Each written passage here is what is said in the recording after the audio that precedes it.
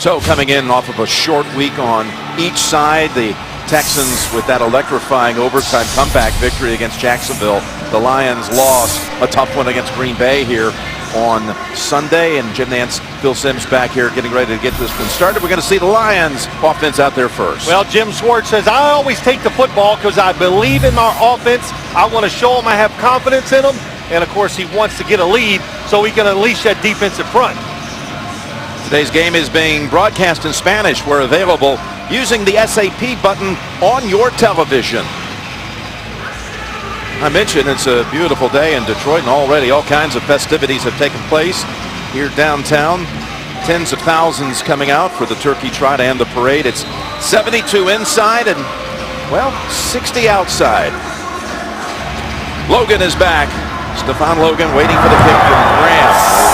Got a career high in touchbacks and earns another one right here. So let's bring out Matthew Stafford in the Lions attack. Here is Matthew, 12 touchdowns, 10 interceptions on the season.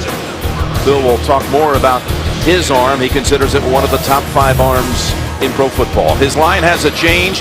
Jeff Backus finally missing a game for the first time since the 7th grade. Riley Reef will step in for him, the first rounder out of Iowa. And Calvin Johnson coming off another big game against the Packers. 5 catches, 143 yards, and a touchdown. In fact, the Lions come out with both Pettigrew and Heller, a double tight end formation, and a little play action fake, and we got a sack on the first play of the game by J.J. Watt. That's the guy you got to look for. The Detroit Lions talked about maybe today using that running back to always find out where J.J. Watt is, and Sherrillis not able to get him right off the start. And you watch J.J. Watt. He expects them to pass the football. The Lions hold the football. They like to throw it deep down the field. So that just gives a defensive lineman more hope gets to the quarterback. Perhaps a harbinger of another big game to come for this player out of Wisconsin. In his second year, many consider the leading candidate for Defensive Player of the Year. A loss of 7, 2nd and 17, and Stafford's able to fire it incomplete into that secondary. That was actually near Quentin Tibbs, that pass, the Texans safety. There is J.J. Watt, their first-round pick a year ago from Badgerland. And here is Barwin, who returns home. He's a Detroit kid by way of the University of Cincinnati. And Alan Ball comes in and starts today. Jonathan Joseph is out with the hamstring injury. They worked him out. And Wade Phillips, the defensive coordinator, who's done such a magnificent job in his 2 years, having to go today without his star corner. Well, will he change his defensive style? The fact that Jonathan Joseph is not in there. Walt Neutral Coleman. zone infraction, number 99 on the defense. 5-yard penalty, still 3rd down. So it's called on J.J. Walt Coleman marking off 5 against the Texans. Matthew Stafford really worked hard on his snap count in practice on Tuesday. Why do you do that if you're a quarterback and you're going against a defensive lineman or a defense that's fast, likes to get off, get to the quarterback? You change that snap count up to make them at least think and hesitate a little more to help your offensive line out. Kevin Smith comes into the backfield. Hey, 29, Mike 29. Thomas is a receiver recently traded for from the Jacksonville Jaguars. 3rd down and 12.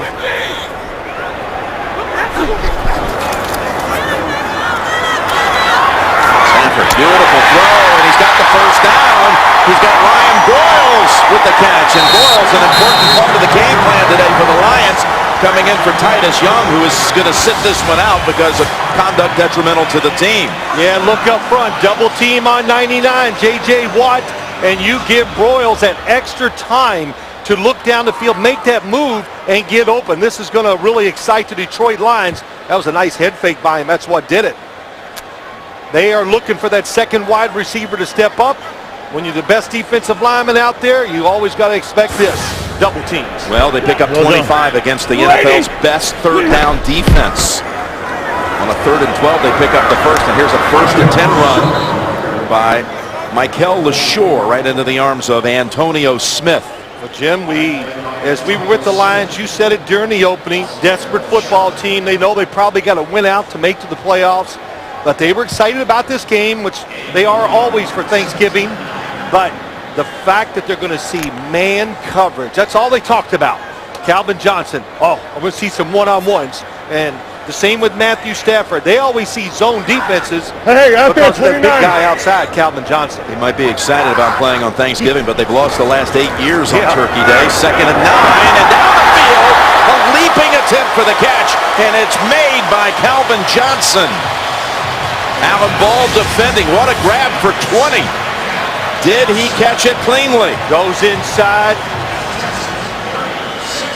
The first look looks pretty good. I thought he had possession, and then it's clean. The football does hit the ground. That would have to be challenged by Gary Kubiak. I don't think that would be a challenge that they would win. Antonio Smith was dinged on that last play. He's out on that line, and here's LaShore. LaShore taking off and powering ahead for 13 yards. Let's take a look at our Nationwide Insurance Action Cam. Now the right side of the line, double team inside, and then Pettigrew comes up inside, gets the block on Sharpton, the linebacker, and that allows LaShore to go in there and get that good gain. And good job by Matt Stafford, changing the snap count up, keep this defensive line off balance. First down from the Houston 24. High double. And Stafford, that pass wide of the mark, and actually Johnson was open.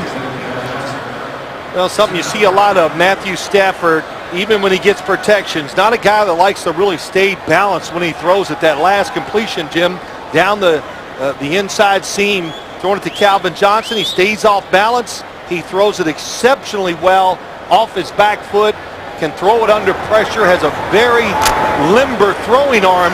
That's what helps him create so much power throwing it down the field. His numbers are magnificent when it comes to competition against the other conference. 15 touchdowns, only 1 pick. Driving here on the game's first series. 2nd and 10. With a wide receiver screen, and that goes to Thomas. Again, the recently required receiver by way of Jacksonville picks up another first down. Yeah, he can do a little bit of everything. That's why they got him. Big guy, 77. Goes outside, Sherless, boom. Gets Brady James. That's the key to those wide receiver screens.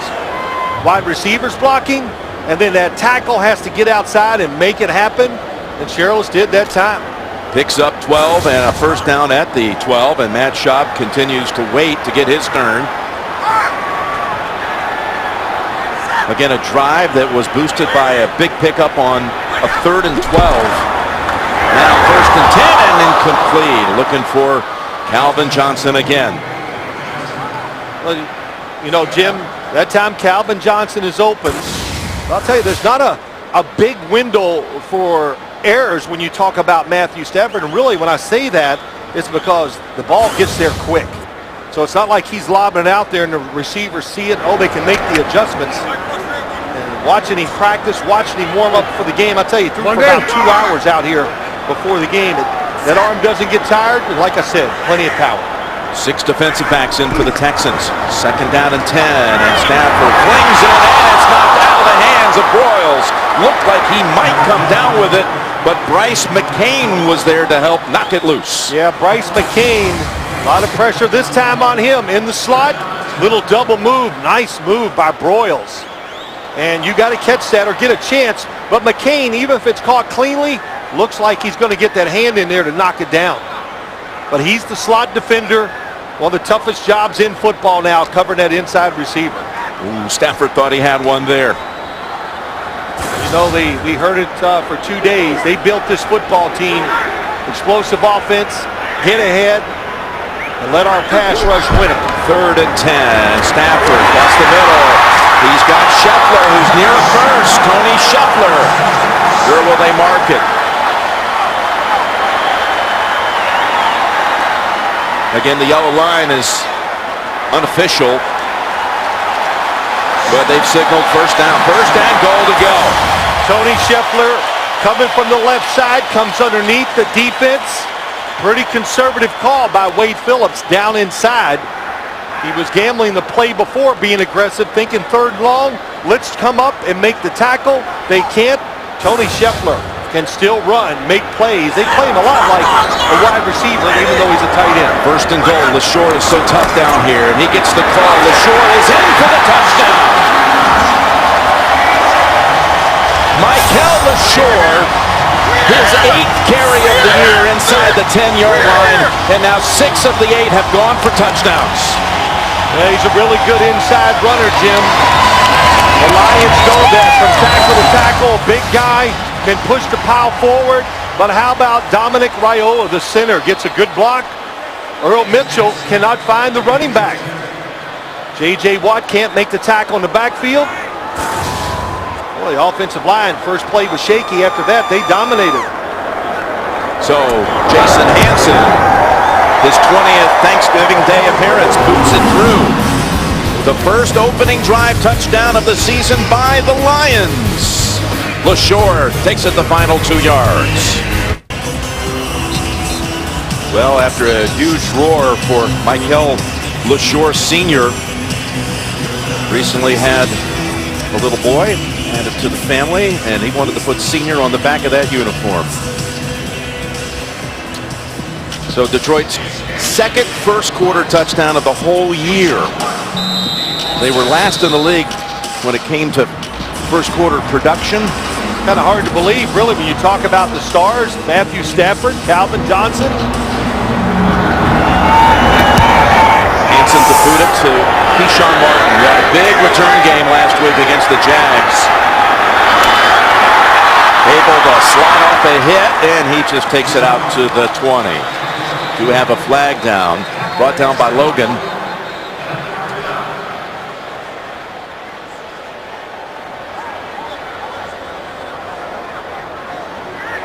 Personal foul, grasping the face mask, number 11, kicking team, 15-yard penalty.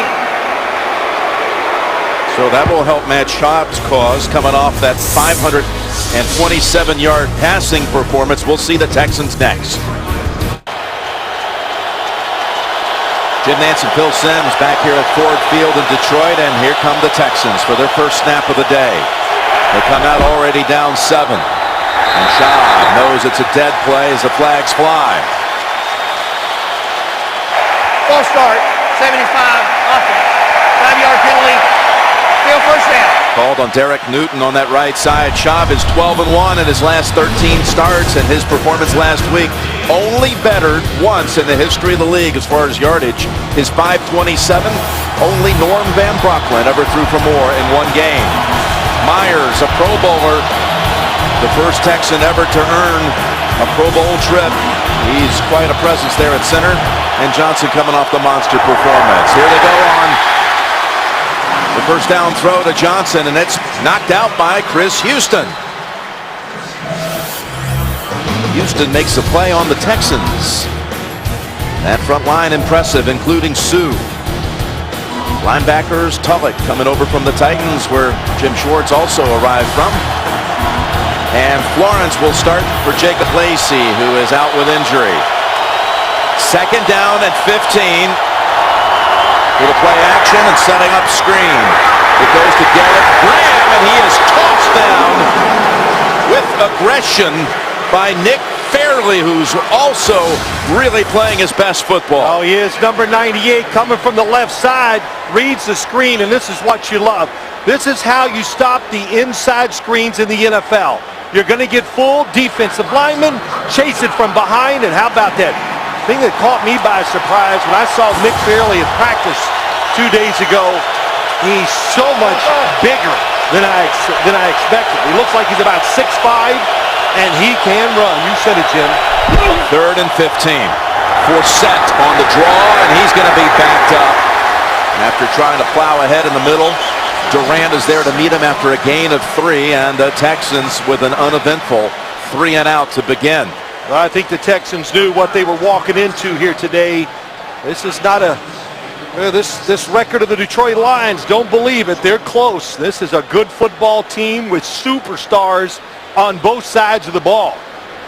And this crowd is ready, and they know they're desperate. They got to win out, so they're off to a great start. Donnie Jones, the punter. Logan, the returner. Stephon Logan right by the sideline. Tight ropes it out of bounds short of the 20. So the Lions off to the good start here, leading it 7-0. As part of the NFL's Play 60 campaign, J.J. Watt of the Texans went to Briar Meadow Charter School for an assembly, then joined the students in some drills outside. Lions players helped students from the Detroit Lions Academy to Play 60 during the 14th annual NFL Hometown Huddle, spreading the word of football, fitness, and a happy Thanksgiving to everybody here as this first quarter is going so far exactly the way the Lions tried to draw it up. They come out for their second series. LaShore dancing around and then pushed back by Brady James. When he scored that touchdown, Phil, that was the first rush touchdown allowed by the Texans the whole year. That's almost hard to imagine. You get to the 11th game, Houston had not surrendered a rush touchdown until LaShore got in. I think that's a big part of the frustration around here, Jim, is the fact that they built this offense and this team for it to be explosive, to get them in situations where they can really take advantage with their defensive front. And we talked to Jim Schwartz, and that's what he talked about. That, man, he just wants more scoring from the offense, especially early. Second down and 10. Back to LaShore, and he is smothered by Antonio Smith, who was dinged up a little bit on that first series, but comes out and makes the play. That last drive was impressive. Well, it's a confidence builder. Third down, hitting the throw down the field, run up inside when they're expecting pass, pick up the third down and 10, going in to score. And it was a confidence builder for, of course, Matt Stafford, the receivers, trying to find the second guy, but really for that offensive line. And we haven't talked about the new left tackle yet, Riley Reef, first-round draft pick, taking over for Backus. That's a good thing. First series they picked up a 3rd and 12 and a 3rd and 10. This is another 3rd and 10, and a long ball to Broyles. And it's overthrown by a couple of yards. Yeah, they're always looking for ways to throw it down the field. Here it is, inside release. You think he's going across the field. He widens it. Wow, what a job. Kareem Jackson, Royals from Oklahoma. And Matt Stafford is a good throw, just misses it.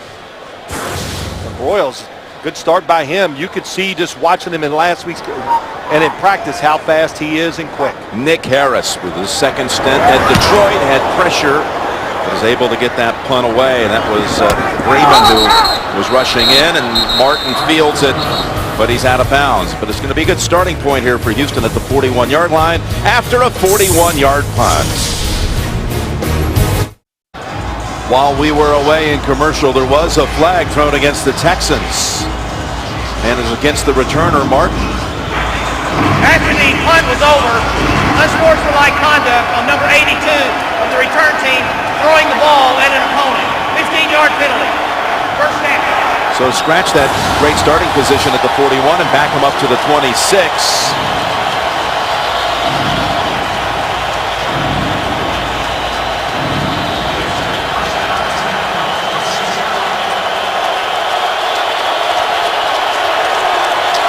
Not like he wasn't warned. Backs him up 15. Shot. Wide open. Daniels and can't hold on near the 50.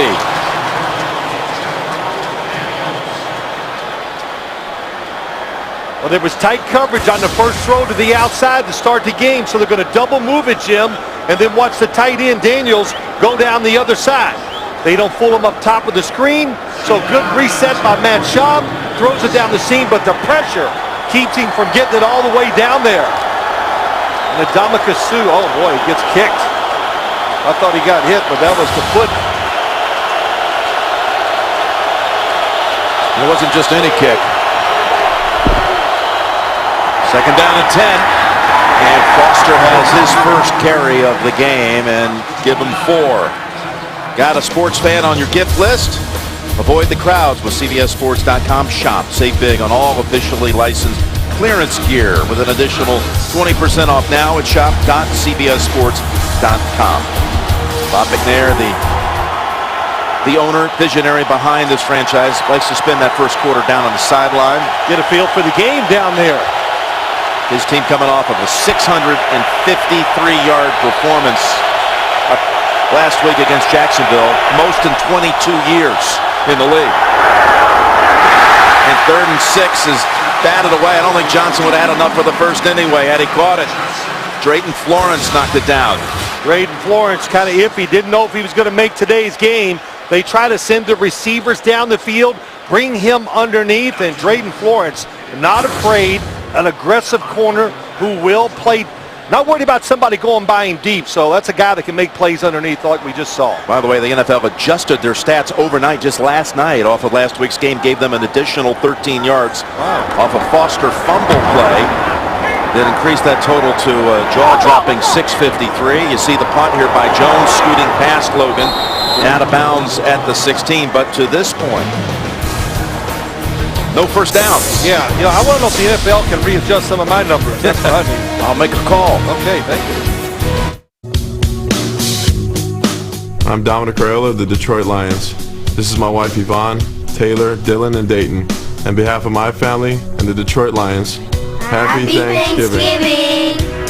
Dominic in his 12th year and his beautiful family. Happy Thanksgiving to everyone out there. Jim Mansfield Sims back here in Detroit.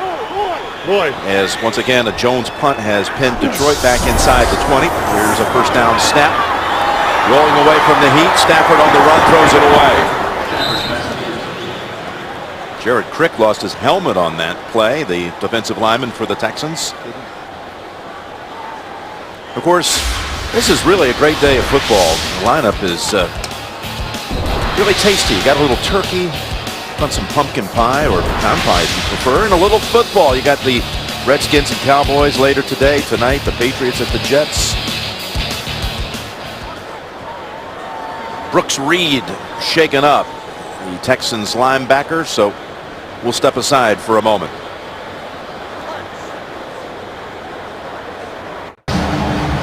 Brooks Reed is on the table.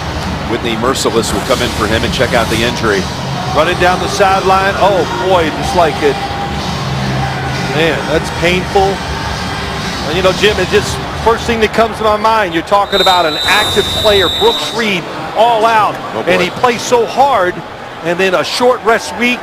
Did he recover enough? Fatigue sometimes is what causes those type of injuries. And they played basically 5 full quarters on Sunday against Jacksonville. Good point. 2nd down and 10. Again, Merciless has come in for Reed. The pass is caught by Scheffler, his 2nd reception, banged out by Brady James, gain of 6. Yeah, how would the Texans recover after that game on Sunday, down 14 in the 4th quarter? They gave up 37, by the way, in that one. That was coming off a stretch, by the way, before they gave up a touchdown in that game. They'd had a stretch of almost 2.5 games without giving up a touchdown. Then all of a sudden, Chad Henne just lit them up. Well, a lot of plays for the Texans. Short week, Gary Kubiak basically walked through the whole week getting ready for this game. They never put their helmets on, go hard practicing. 3rd and 4, and Stafford flings it, and it's knocked out. Would have been a tough catch anyway for Johnson. Manning was over there along with Ball, and once again the Texans defense for the 2nd straight time forces the punt, 3 plays and out. Yeah, they're showing you, this just shows you the Detroit Lions showing respect to this Houston Texans pass rush. Get him outside, move the pocket, and always know 99's behind you. After an opening drive touchdown by the Lions, Texans a pair of 3 and outs. Then the Lions with a pair of 3 and outs. Nick Harris send it down the way to Keyshawn Martin. He won't handle this one. The short punt is down by the Lions at about the 46, and Kasim Osgood says, wait a minute, somebody touched it. Eric Coleman has the football for the Lions. And this actually is worthy of a discussion here. After a 33-yard punt with a signal there from Walt Coleman, Houston football.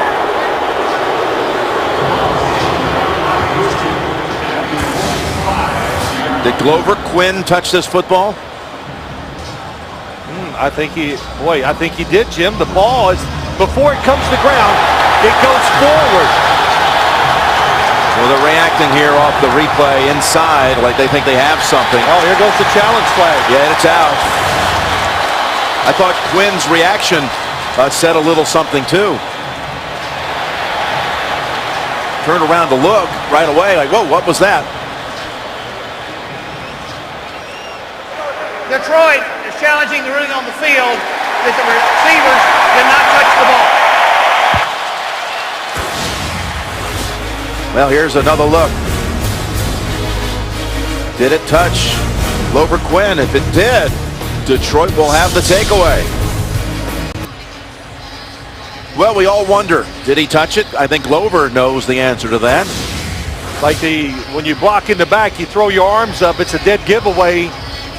See how he turned around and looked right away? What was that? Yes, he's looking for the football, and the flight of the football coming down. You can see it kicks forward right away, goes to the other side. You know, footballs don't change their line of flight like that in mid-air as they're coming down.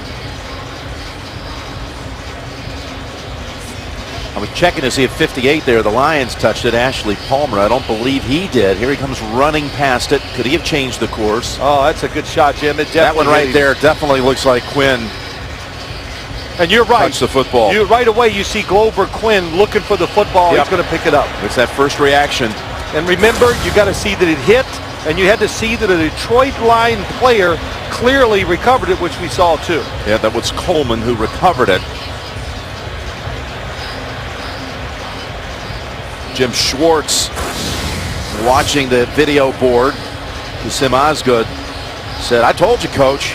I was standing right there and I saw it.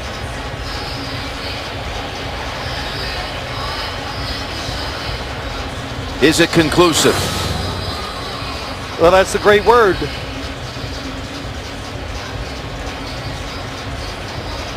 Houston's lost only 2 fumbles all year.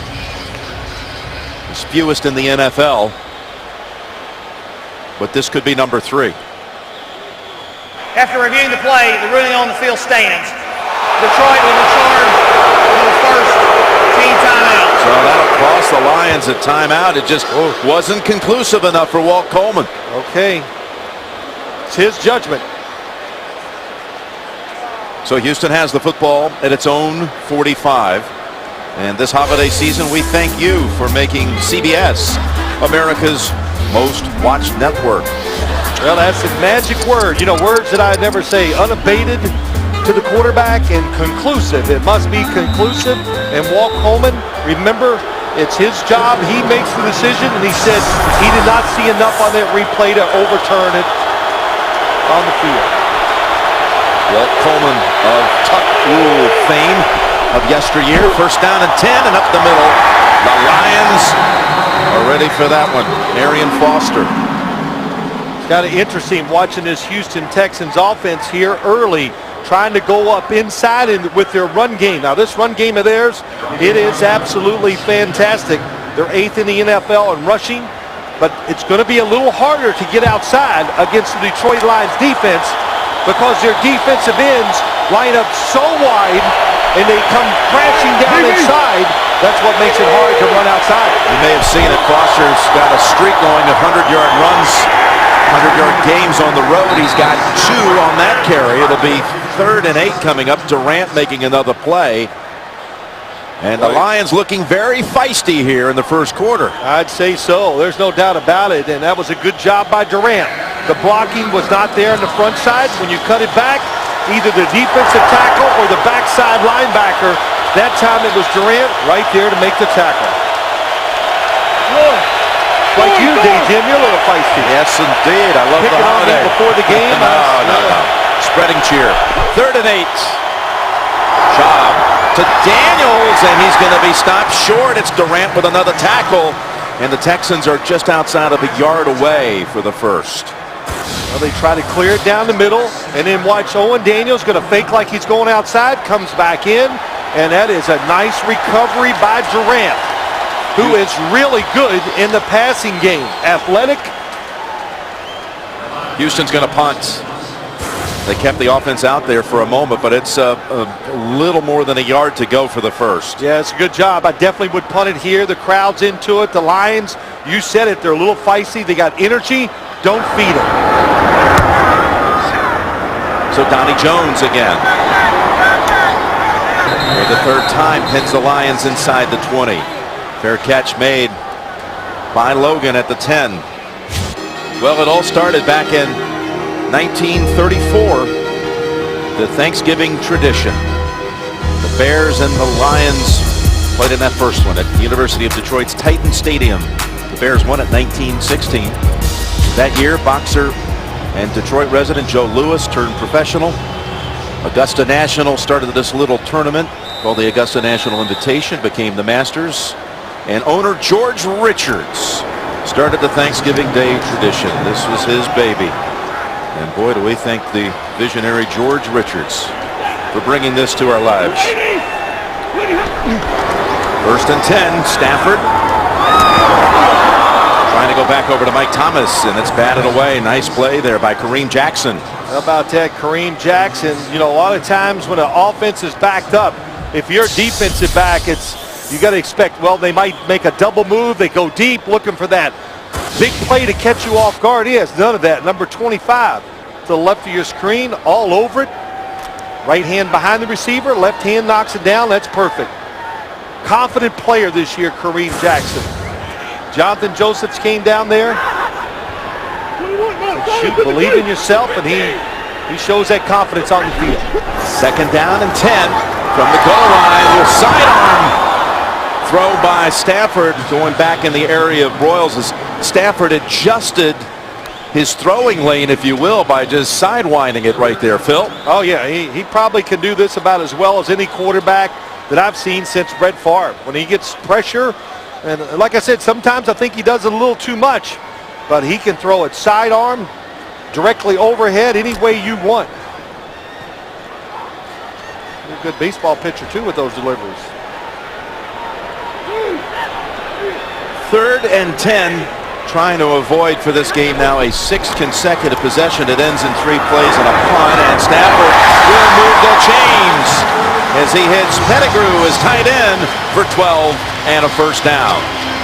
Well, the way that this Houston Texans team is playing defense, they're going to make the Lions beat them with these underneath receivers. And that time, Pettigrew just gets a little window. He is a big tight end, and then Stafford just drills it in there. Boy, he caught the back end of that football. But the Texans being a little more careful, playing deeper, trying to stop the big play. Third time they picked up a first down on 3rd and 10 or longer. Here on first down, moving the legs. Nice run by LaShore. Just churning and churning, but there is a flag. And it's going to come back. Holding, number 66, offense. 10-yard penalty, still second down. Stephen Peterman, the right guard, called for that one, taken away. A nice burst there by LaShore. Yeah, right guard, you said it, 66 to the outside. Okay. Judgment call. Did he have the arms wrapped around him? J.J. Watt really was just trying to dive inside to make the play, but it happened so fast. First and 20. LaShore, not this time. It is J.J. Watt makes the play. Yeah, you know, he's just such a good athlete. That's what, you know, he's not one of these, oh, he's just high effort, that's why he does well. No, he's high effort with great talent. You know, he's flexible, he can bend, he can overpower you, he can outquick you. Smart football player. You know, it kind of goes, you know, he's a good athlete, Jim. He was a excellent, outstanding hockey player in his youth, and I think that served him well playing football too. Left me speechless. Second down at 22. Boy, there's not much that can do there. And Johnson with another flag down.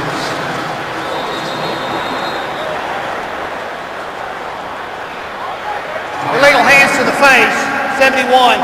Offense, at the distance to the goal. Still second down. Now that's Reef again, who comes in and gets the start today for Jeff Backus at left tackle. There you go, C71, left side of your screen. Oh, he gets that hand up in there against Mercer. Oh, boy, didn't see it. I watched it live. Took his helmet off.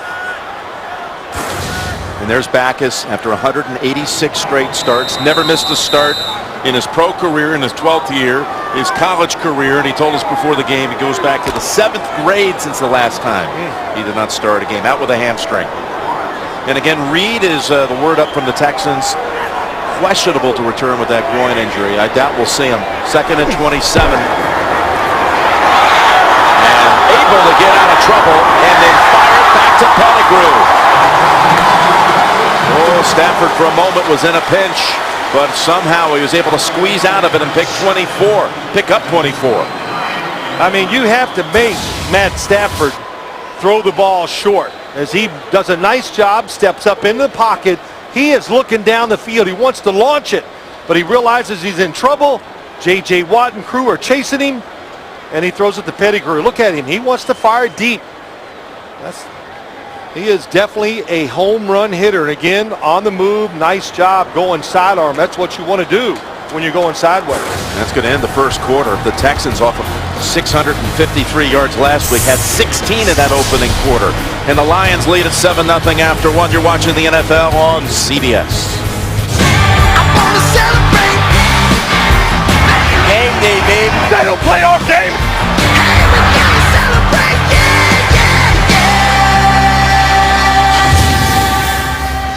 Kid Rock, celebrate. He's going to be here at halftime performing live, and we'll have it for you. So we start the second quarter here at Ford Field. Jim Nantz, Phil Simms, and the Lions have had the best of it through one. Got a 3rd and 3 to start this quarter. That ball deflected. It's not unusual there, of course, when you talk about this Houston Texans defensive line. Jim, what do they got? They got the SWAT team. Yeah, well, I think it was J.J. SWAT maybe on this one, wasn't it? Or Smith? It was Antonio Smith who got his first knockdown pass last week. In fact, got against 2 of them. Jacksonville. Yeah, there you two go. of them. It's contagious. They talk about it. They are awesome at watching the quarterback and getting their hands up. Harris. Middle. Didn't catch that one either. Martin comes up, dances around, breaks a tackle.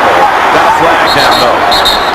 Flag down in the area where the ball was caught.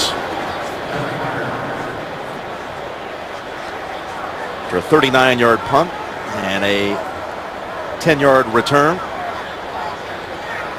During the return, illegal block in the back, number 59 of the return team. 10-yard penalty, first down. Now, going back to that first quarter, Dominican Sue, on a play early in this game, kicked quarterback Matt Schaub. Some might say this was intentional. Of course, it was a year ago today when Sue got into quite a firestorm when he did kick the Green Bay Packers offensive lineman. Here it is. Well, I know that was intentional. I can't say anything about that play today. If you made me say yes or no, I'd say no, it was not intentional. Shot down the field and has Johnson all the way to the Lions 35.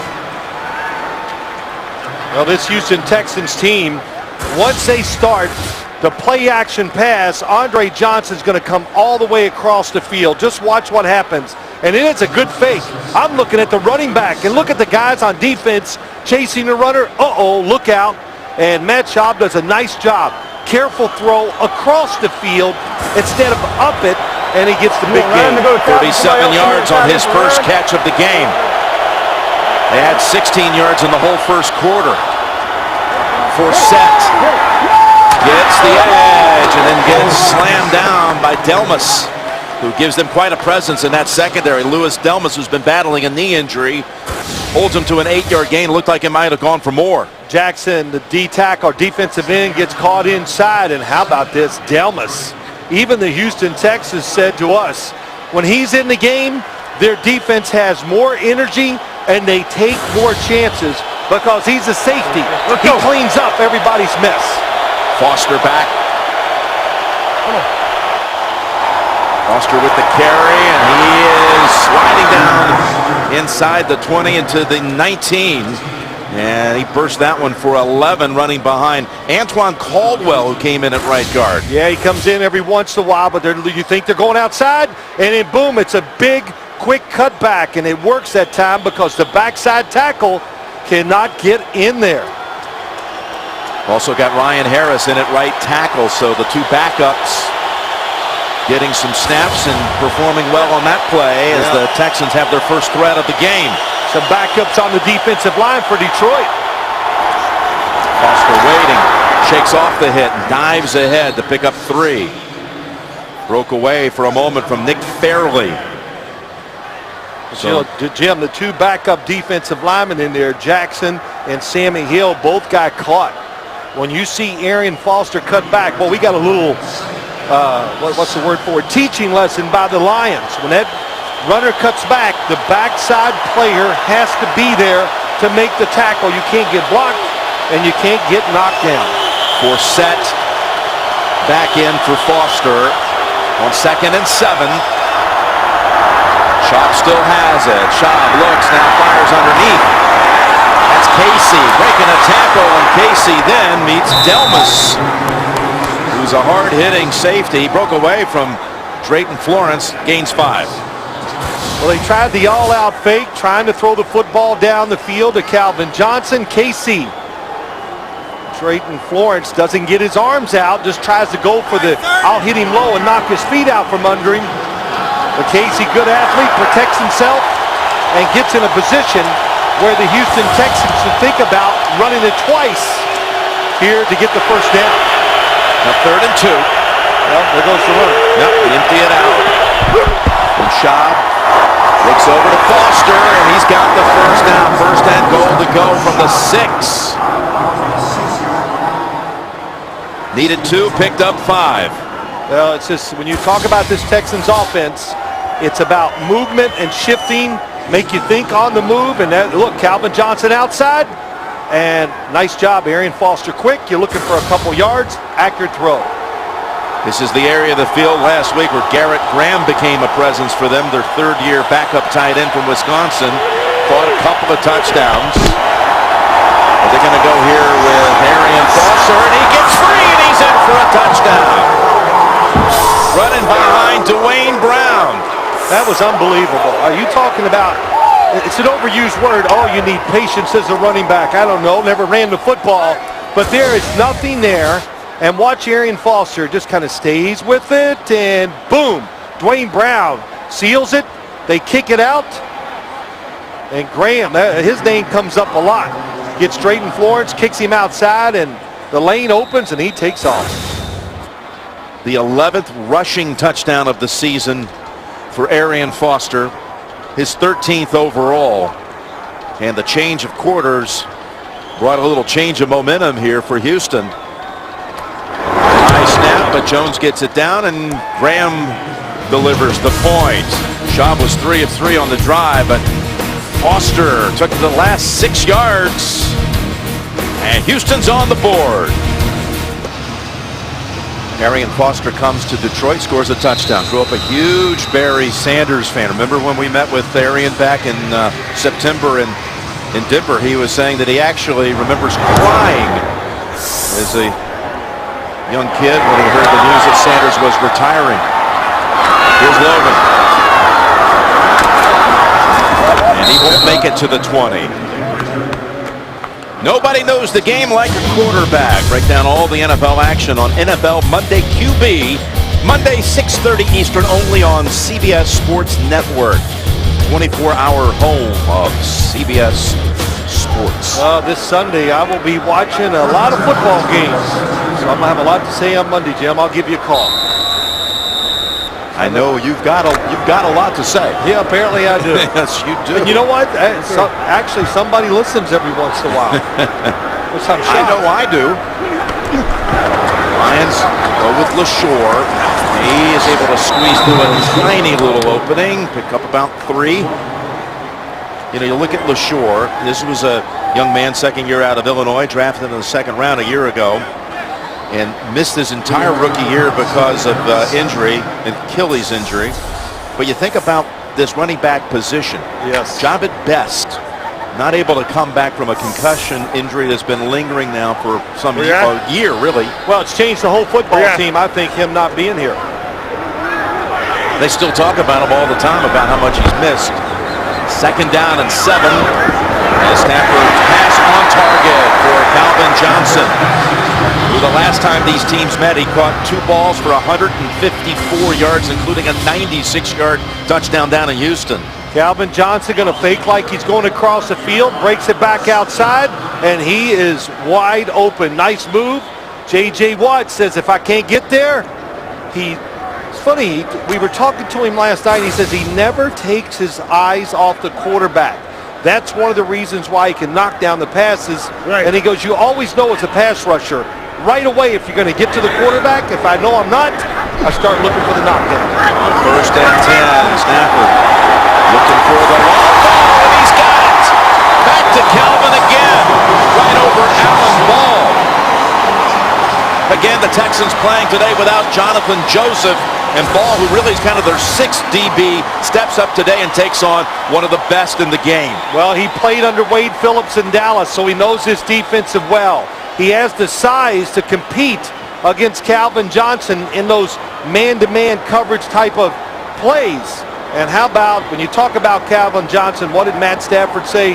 Man, you just got to get it close, because his radius to catch the football, you had to explain to me, Jim, what that meant. The catch radius is so big. Yeah, he could catch about anything. And he hurt a finger last week and didn't really catch anything in practice the last couple of days, but sure-handed today as LaShore manages only a yard. But real quick, you talk about LaShore, tough inside runner. You said it, job at best. They drafted him in the 2nd round to be the pass catcher, the speed, to take the 5-yard run and make it into a 30-yard run. And you're right. They have still not gotten over the fact that he's not part of this football team, because they built it for him to have a huge role. Yeah, they were 5-0 with Best last year. And again, LaShore was not a part of it. And LaShore this year, though, has made the most out of his opportunity, including a touchdown already here today. 2nd down and 9. Stafford takes off with it. Gets a yard, saves the sack. Merciless drags him down. That was a all-or-nothing play, and the Detroit Lions guessed wrong. They're looking to throw it for the touchdown, and the Houston Texans, they must have said, we know something. You get inside the 30, look out. Down at the bottom of the screen, there's Broyles, double coverage, and that's well done. Calvin Johnson to the top of the screen. There's one defender, and his second one is right there looking to the inside. There he is. Kevin Smith becomes the running back here on a 3rd and 8.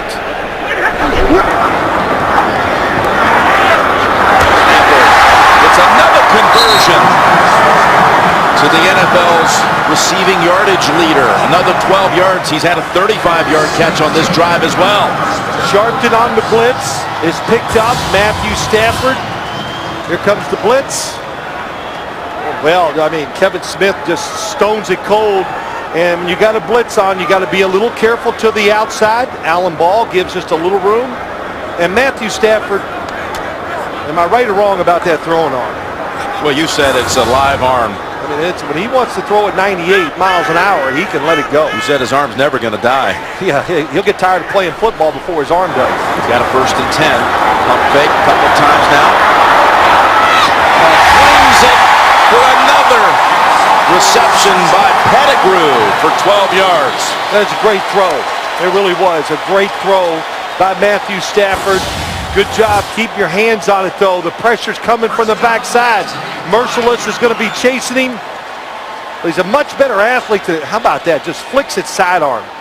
And for quarterbacks, when you're running towards the sideline, throw it sidearm, please. 4 out of 4 on this drive. Another beauty. Improvising.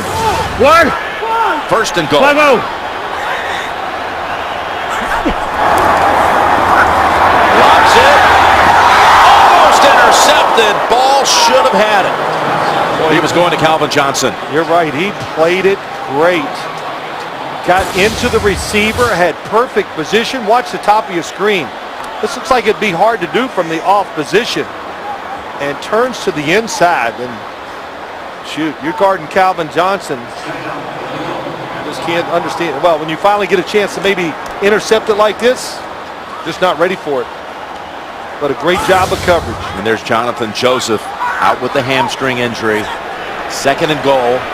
That's why Alan Ball is out there defending on Calvin Johnson. Gonna throw again. Flings it away. That was Connor Barwin defending. Pettigrew the target. And 3rd and goal coming up. J.J. Watt forced him out of the pocket. Yeah, you know, this is probably, to me, when you talk about this Lions offense, there's just not enough variation. When you get down in here, you can see all the coverage is going outside. That's where you need an inside receiver to really help you out and take advantage of the defense. And that means, of course, running the football too. Down. Down. 3rd and goal, 5 yards out.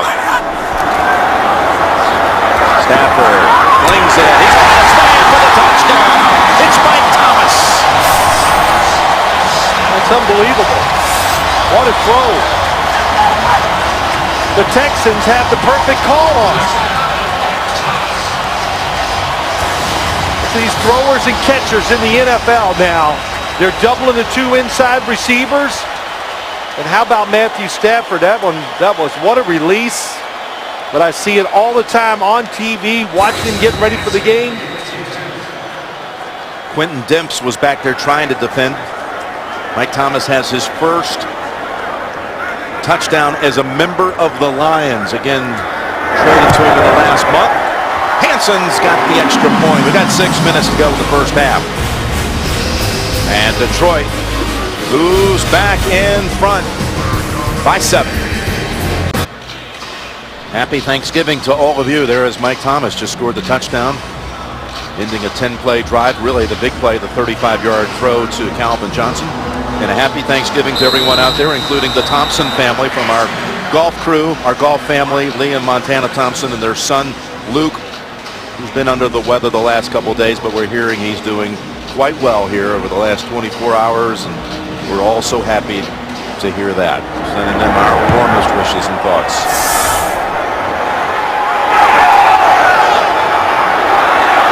As Martin breaks out and is able to race out to the 25. John Windling on the tackle. Stafford coming off the touchdown throw to put the Lions back ahead. I'm Walt Coleman. On behalf of all the officials in the National Football League, we want to wish you a happy Thanksgiving. Happy Thanksgiving! And a thank you to you, Walt Coleman, and your crew. And again, happy Thanksgiving, everyone. The Thanksgiving tradition continues here in Detroit, dating back to 1934. Texans. First down from the 25, and Schaub has an incompletion. Johnson looked like he might snag it for a moment, but Chris Houston, for the 2nd time in this game, jars it out. Yeah, well, Jim, real quick, here's the touchdown. Thomas going outside. They have double coverage inside. When this receiver drops out, they try to change it. Hope that wasn't too complicated, but the receiver jumps out. Now they got double coverage on Thomas, but he runs through it and makes the catch for the touchdown. Just a great job of staying with it by Thomas, and an excellent throw. And again, the way he threw it, mesmerizing. Sidearm, 2nd and 10. Fake to Forsett, and has the completion this time to Kevin Walter for a first down gain of 15. Yeah, this is the new hot pass in the NFL, when you can run the football, make the big fake. Look at everybody go forward, and why not? We're talking about the Houston Texans running the football. You know, it's really kind of hard to believe when you look at it. They're only 8th in the NFL. But on both sides of the ball, Jim, they are ranked high in every major category in football. And they have the best record in football coming into the week. Foster backed up, slammed down by Justin Durant for a loss of a yard. Took a little while for the Texans offense to get simmering. But they are a patient offense. They know it. They stay real to their running game, and then when they get you thinking run, they'll throw it over the top. which we have seen, and one of the best runners in football, of course, Arian Foster. Nothing in the first quarter, not even a single first down after 39 first downs against Jacksonville, which tied the NFL record from 1988, a Jets performance. 2nd and 11, and with a player all over him, Martin makes the grab.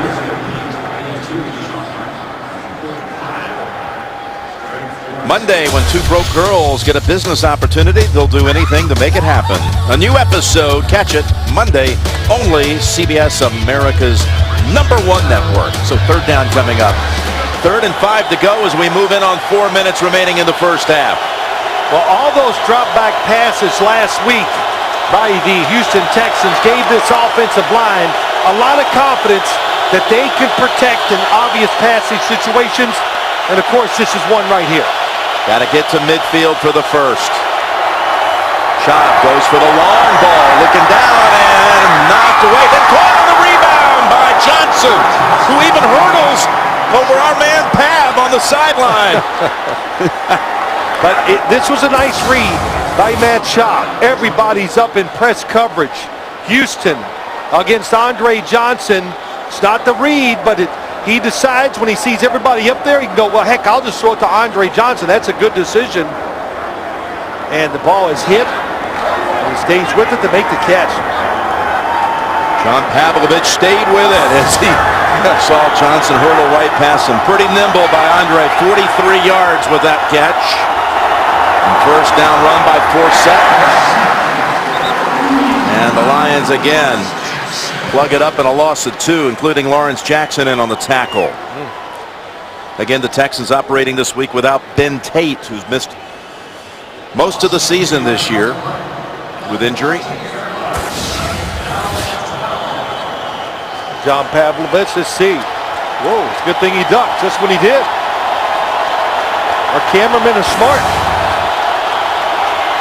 And talented. 2nd down and 12.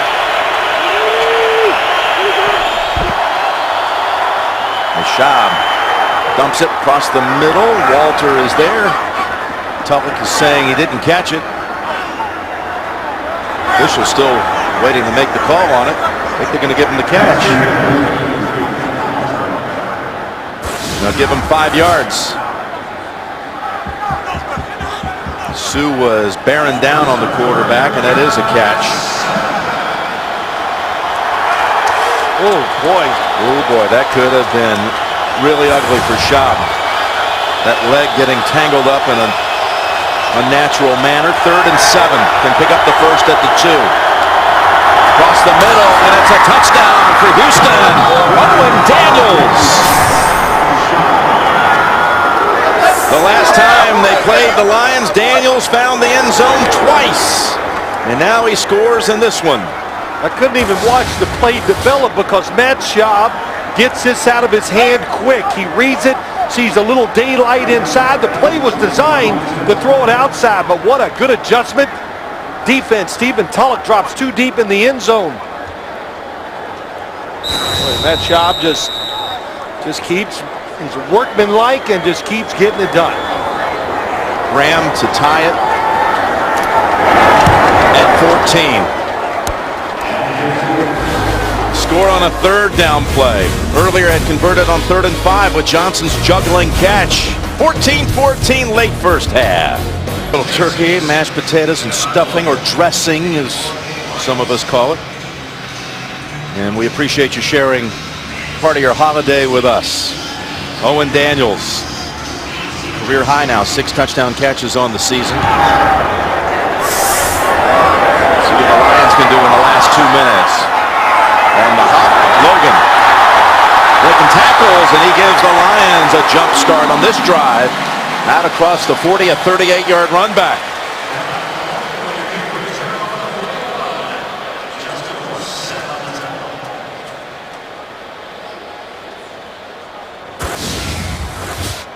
During that commercial break, Coach Kubiak had a long chat here with Walt Coleman.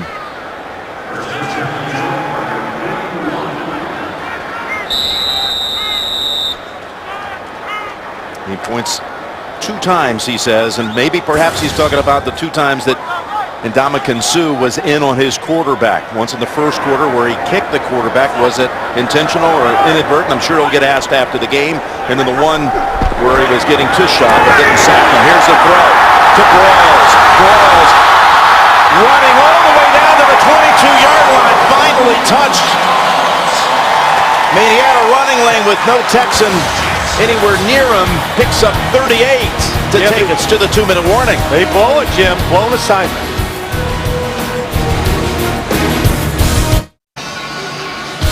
Coming out of the 2-minute warning, we remind you the Verizon halftime report is coming up with JB, Dan, Shannon Boomer, and Coach Cowher. Talk about the first half here in Detroit, plus a live performance here by Kid Rock, all coming up on the Verizon halftime report.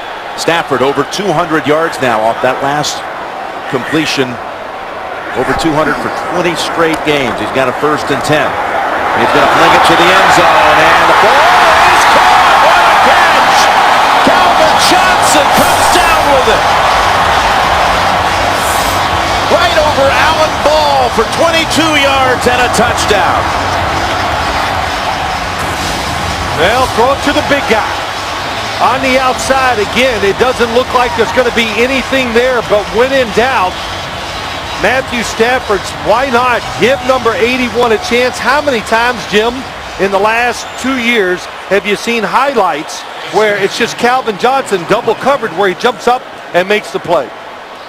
And when you stand around him, you can understand why he makes those plays, because he's, for a wide receiver, he is a giant by NFL standards. Well, they drive 59 yards in 22 seconds off a great return by Logan. The play to Broyles, the touchdown to Johnson. They make the most of their first drive starting outside the 20 as Hansen adds his 3rd point after of the day. Calvin Johnson was getting frustrated, getting double teamed all the time, Phil. Yeah, he was, and his dad said to him, "Hey son, they're showing you respect," but it's a double move. It's really great coverage by Allen Ball, and when you're playing, if you're a safety, once that inside receiver goes outside, you have to look for Calvin Johnson right away. But you're right, Jim, he was getting frustrated. He talked to his father, and his father said, "Look, accept it. They're double covering you for a reason." Trying to contain J.J. Watt and Stafford, who had, coming into the game, 2 touchdown passes in the first half of all the first 10 games. Total has 2 in the first half here today. Right on the money with that one. Well, this is what they envisioned when they got Matthew Stafford as their quarterback. And Jim Schwartz said it. He wanted a dynamic, throw it down the field type of quarter. And I'd say he fits that pretty good. Yeah. You say one of the 5 best arms in the league. Well, you know, I'm not going to go through that whole thing. You got to be careful what I say. But look, if you can't see it on TV, well, trust me, in person, it's awesome. Hansen boots it 5 deep. Martin says we'll take it at the 20. Houston will have 3 timeouts to work with 1:49 on the clock. Johnson already over 100 in this game. 103 yards. Well, what I like what they do with him now, Jim, is it's just not Calvin Johnson lining up to the outside trying to win. They put him inside as the inside receiver. They put him in motion. They do whatever they can to help him get a better matchup. Because as we've seen today and in his whole career, doesn't need a lot of space to make the catch. Maybe it's Andre Johnson time. 1st and 10. Back to Daniels, and that will use up some clock and pick up only a yard, maybe 2. He's knocked down right away by Stephen Tulloch. Again, the Texans have all their timeouts. And you're wondering, well, why don't they take a timeout real quick here instead of wasting all this time? Because they want to be careful and make sure they get at least 1 first down to change field position before they really start working the clock for their offense. You don't want to give it back to Detroit. Schaub on 2nd down goes back to Daniels again.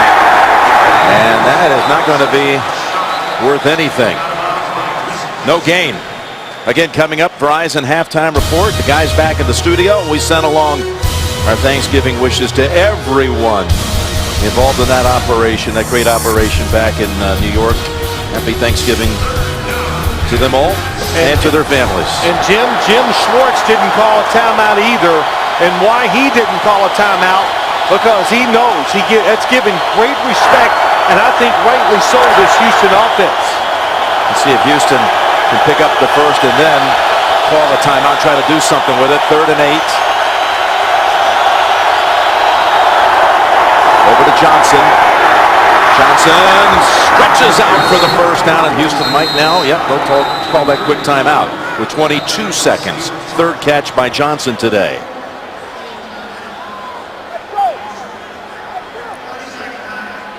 The Home Depot SEC on CBS heats up the holiday with 2 big games. Tomorrow, the Bayou Bengals tangle with the Razorbacks. And then Saturday, one of the all-time biggest rivalry games, Auburn will battle the Crimson Tide in the Iron Bowl. Beginning with college football today.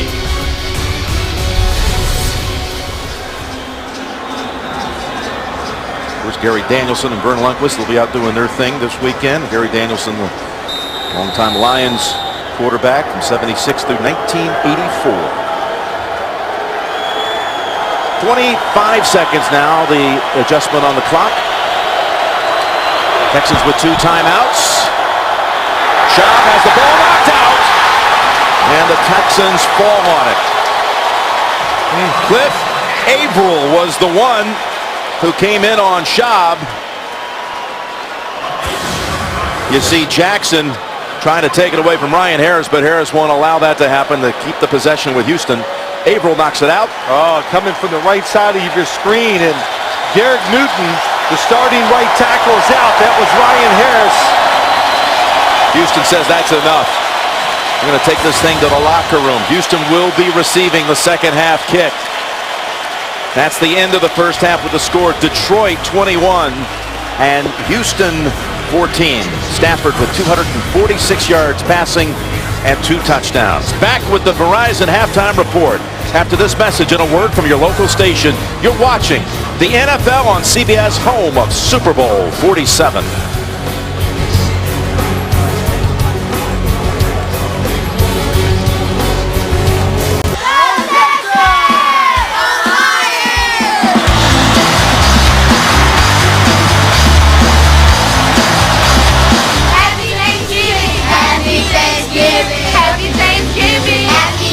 Yeah, don't forget the other one.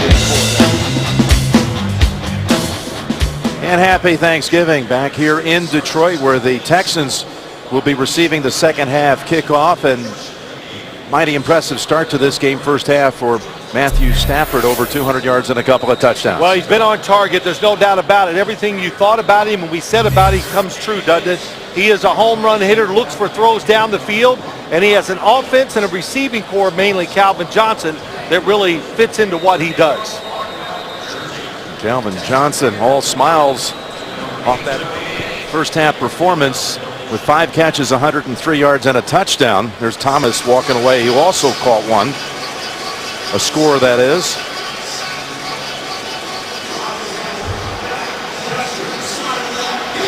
Oh, Hansen puts it on a tee, and let's see what the Texans can do with this second half. Houston has not lost a road game this year, 4-0 on the road, and this is the start of a 3-game road swing, a big one with not only Detroit but then Tennessee and at New England. So Martin wants to run out with this one, and was it a questionable decision? Well, no, he gets past the 20s to the 24-yard line. Let's go back and revisit this in Dominican Sue. A kick in the first half in the groin area for Matt Schaub, and they're saying back in the studio they felt it was definitely intentional. Do you see it that way? Well, let's say this. Is it intentional? Yeah, it maybe could be. This kind of, we said, is it definite? Without question, I could not say definite. My answer to that is I would have to go no. Am I going to read into his mind? Yes, I know his history, but that's a lot to say when you look at that. We'll see what the NFL says. I say there will be nothing done about it, because you can't definitively say it was intentional. The first down throw wide of the mark for Kevin Walter. Now, you know, the other play that came about that Gary Kubiak was talking about was when Matt Schaub was dragged down in the pocket trying to throw the football down the field. We're looking at his legs, and somebody said to me, well, that could have been horse collar. Remember, the quarterback cannot be horse collared when he's in the pocket. You can grab him with the jersey or inside the shoulder pads and pull him down. Ryan Harris in for Derek Newton, who's questionable return after being shaken up first half. And the Lions come roaring in on Schaub. And it's that very matchup, Averill over Ryan Harris, who took over at right tackle with Newton banged up. Yeah, it's a nice job. Cliff Averill, you know, Jim, we were here 4 years ago, 92, going to come inside or just gets around it. Yeah, he comes all the way in. Boy, it took a long time, so the coverage down the field is good. But you remember we were here 4 years ago. We looked at their team and go, man, there's not much here to like. And Cliff Averill was the one guy, the one player really on the whole team that stood out. It's a right knee injury for Newton. That's why he's questionable for the right tackle. 3rd and 18 on the draw. It goes to Foster, who glides out to the 28, but it'll be a 3 and out to start the second half for the Texans. 11-yard gain by Foster. He needed 38 coming in for a 1,000-yard season, and he's now 2 yards away. Well, the Texans were a little worried about their right side of their offensive line. Ben Jones, Derek Newton coming into the game because of the pass rushers of Detroit. Well, you take out the starter and bring in Harris, there's even more room for concern when you bring backups in. Donnie Jones, who's had a punt of at least 55 yards, 5 consecutive games, and this is a good one to Logan at the 19 and able to escape the first tackle. Moving up the sideline with a flag thrown in. Out to the 32-yard line. Nading on the tackle for the Texans. It was a 53-yard punt.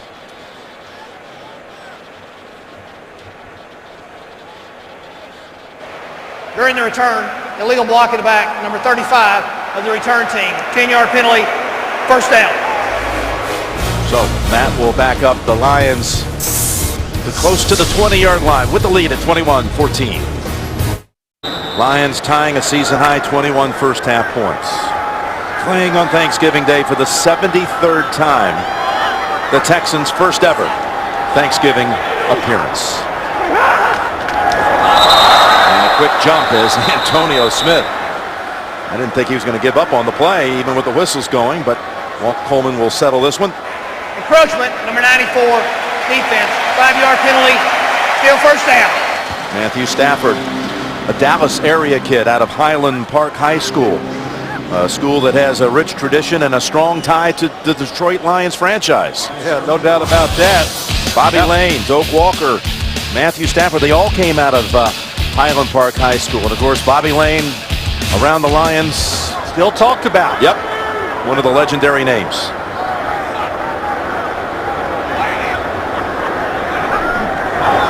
First and 5, and here is Stafford picking up 4 to his tight end Pettigrew. With Bobby Lane. He was drafted 3rd overall in the 48 draft by the Chicago Bears, but spent 8 years with the Lions, and his number 22 is retired. And Jim Schwartz, when he was up here interviewing for the job with the Lions, he saw a picture on the wall there at the facility. Yeah, Bobby Lane. He said, it's time we find the next Bobby Lane. And I think they found a guy that could throw it like Bobby Lane. He said, soon as he went back to Tennessee, one of the first things he did was get on his watching film of Matt Stafford and Sam Bradford.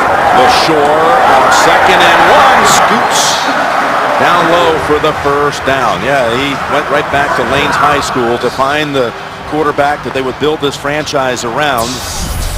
He talked about it, Jim. Of course, Sam Bradford stayed in school, but he watched Matt Stafford at Georgia. And if you watched him, he was down there in that offense. It was like you see right here. A lot of downfield throws.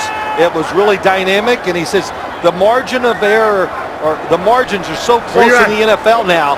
Your quarterback, he thinks he's got to be dynamic, make those plays that can be the difference. On 1st and 10, they go ground. And LaShore is going to be backed up a yard. Hit early by Connor Barwin. I'll say this, when you talk about what Detroit Lions, what they did in the first half, when you look at this Houston's defensive line. What would concern me if I was a fan and the coaching staff, which they talk about, you know J.J. Watt is going to get some pressure on the quarterback. The next guy has got to help out. J.J. Watt is getting double teamed. Connor Barwin, Brooks Reed, Merciless on the outside. Somebody has to help them out. Of course, they're without Reed, injured in that first half. 2nd and 11.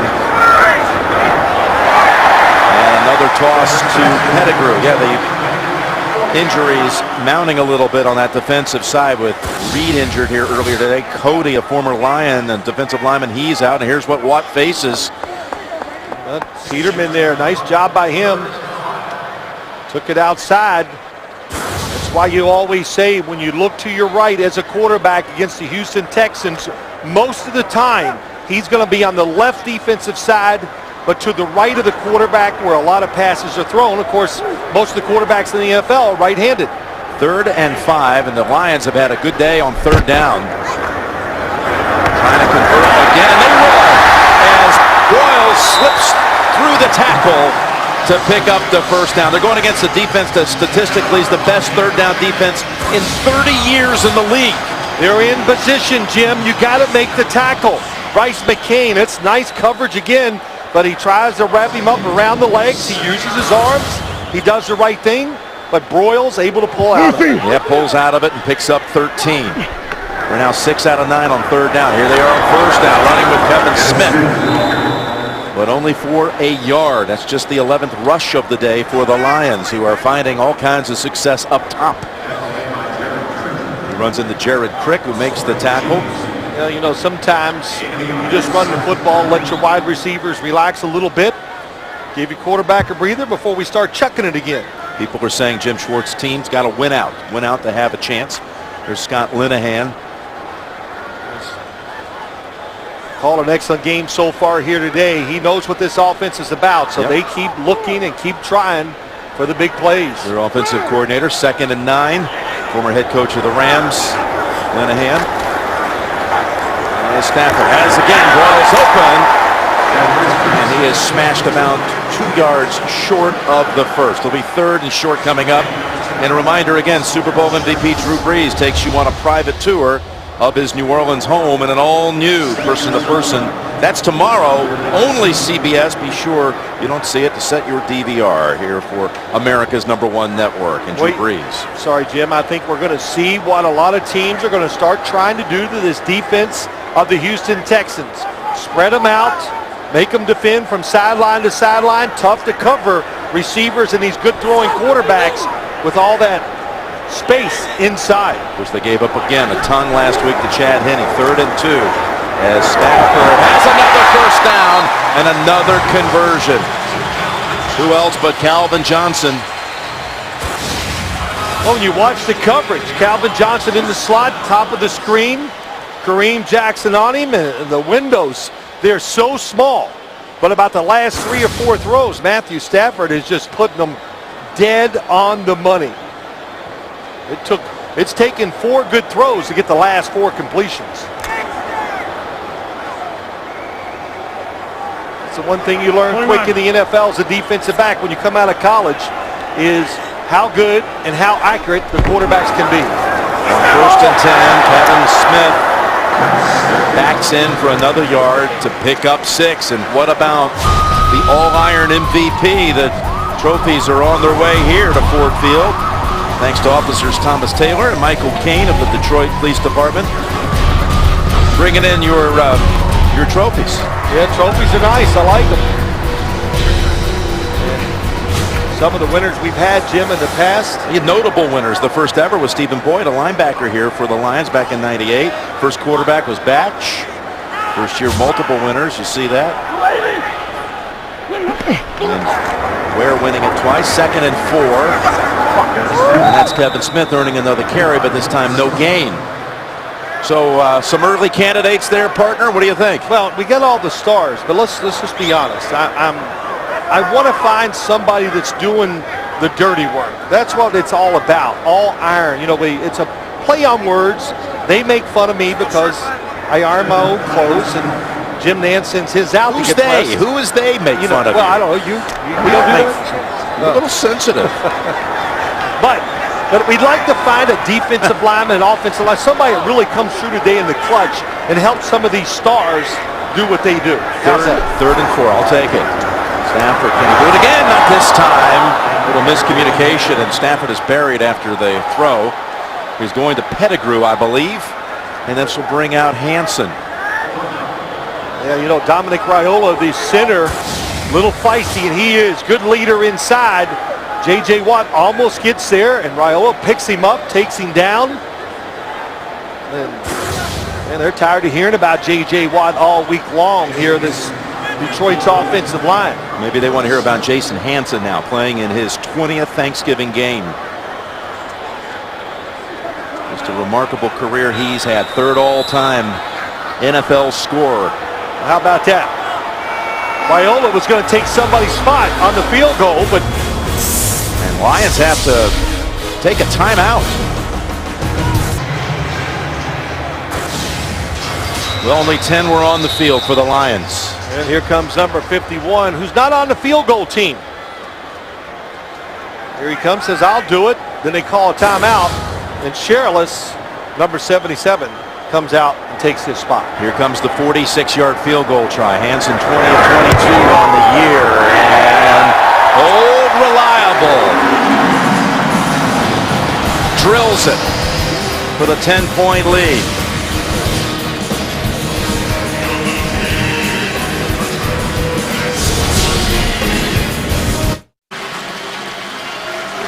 Well-played drive for the Lions, and Hansen good from 46 yards. Only their second kicker since 1980. Eddie Murray went all the way to the early 90s, and then Hansen now 20-plus years. You take other teams like the Dallas Cowboys, you'll see later today, they've had 18 kickers. During this span, the Lions have had only 2, including Eddie Murray. As Hansen gets ready to boom it down the way. Houston down double digits as it was last week, and Martin slammed at the 18 by Ashley Palmer. And let's take a look at our Nationwide Insurance action cam. As we look at Ford Field, the home of the Lions since August of 2002, when it opened for a preseason game. All right, let's see what the Texans can do here. 3 and out, their first possession of the second half. They're going to come out without Foster in the backfield in this first snap. It'll be Forsett instead.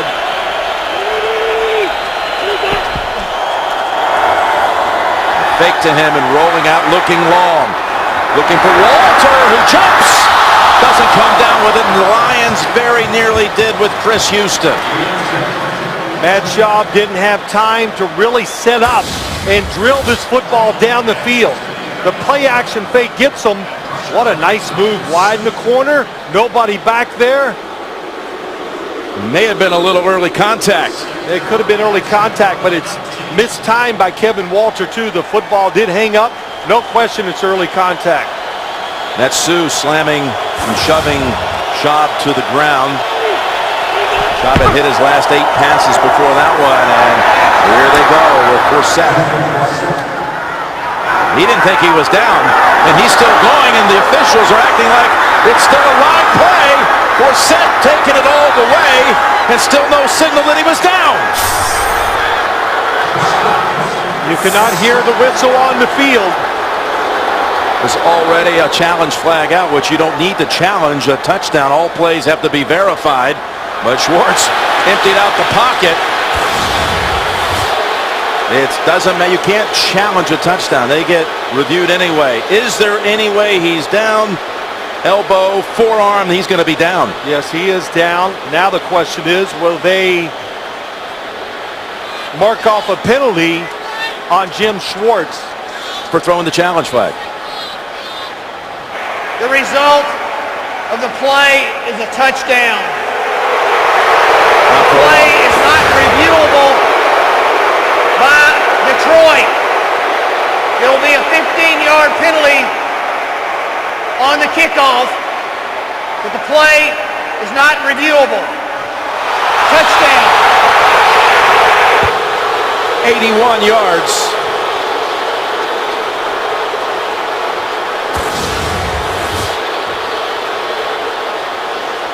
There was never a whistle. That's going to be the thing. That is the thing, Jim. You're right. Since there's no whistle,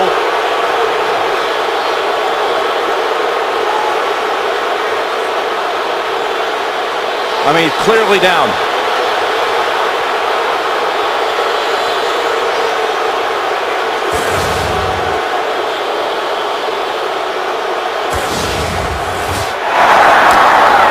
well, there's no doubt he was down.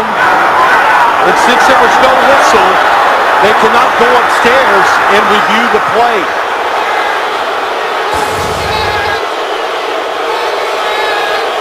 And this Lion crowd is livid. It's going to be in the books as an 81-yard longest run in franchise history and a touchdown.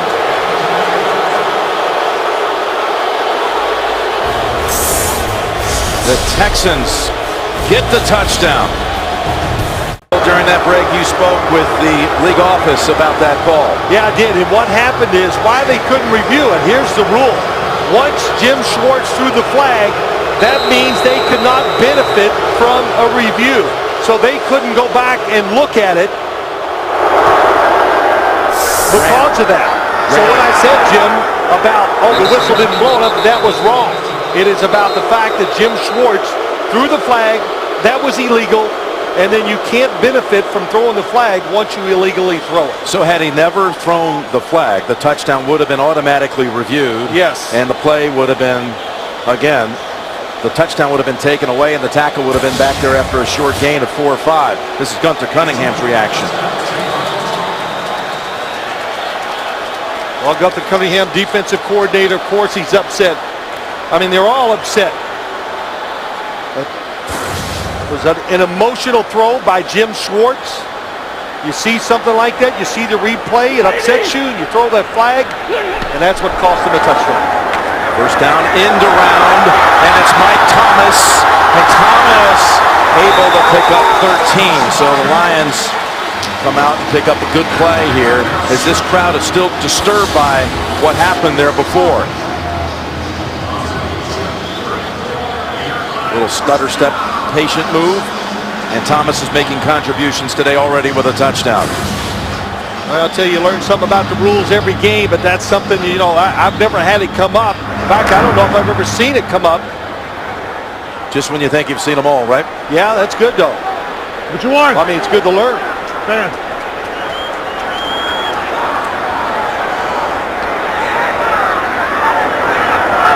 First down out of the gun. Ball is in and out of the hands of Calvin Johnson. That time Matt Stafford went to the ground, and what you have to do as a team, as coaches, you got to settle down. The crowd is still going crazy, and thinking about that last play for the touchdown. Kind of explains now, you might have seen right after the touchdown by Forsett, there was a shot of Schwartz on the sidelines pointing toward his chest, saying like, that one's on me. And I'll bet after this game he's going to say that he knew right away after the officials explained it to him, dropping that flag was a huge mistake. Second down and 10. Across the middle and too high, almost pegged. That was Dimps of the Texans who got a hand on it, looking for Pettigrew. And here is the touchdown again. It becomes the longest run in franchise history. It should have been held to about a 7-yard gain. Well, as you watched it, the officials did let the play go. So that was a really good job by Forsett to keep going, because why? He didn't hear the whistle, and probably in his own mind, he didn't think he was down either. So that really the first mistake, there being no whistle, set off the second mistake by Schwartz to emotionally throw the flag. And in the end, it all adds up to a Texan gift, a Texans touchdown. Third down and 10. As that pass is again deflected at the line. There's Barwin putting heat on the quarterback, and the football will be returning to the Texans. Well, when you get penetration with a defensive line, can push forward. Oh my gosh, and it's J.J. Watt, of course. I thought it was. Not only does he knock it down, then he runs out there to make sure somebody's not going to catch the deflection. Watch this. Boom. Oh, well, he got pushed to get out there. How's that? JJ with a couple of swats in this game. He played a couple of college games here when he started his career at Central Michigan. As a tight end, I might add. There's the punt. Down to Martin. And he's out of bounds at about the 33-yard line. Huge momentum change here. Barwin coming in on Stafford. Lions don't make anything out of that series, and the Texans have the football back. Down 3.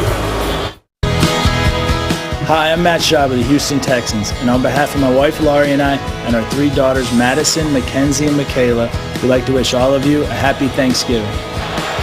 And thank you, Matt and family. Laurie is watching back home in Houston. The Texans get in about 8 tonight. Preparing right now, he thinks, for sweet potato casserole.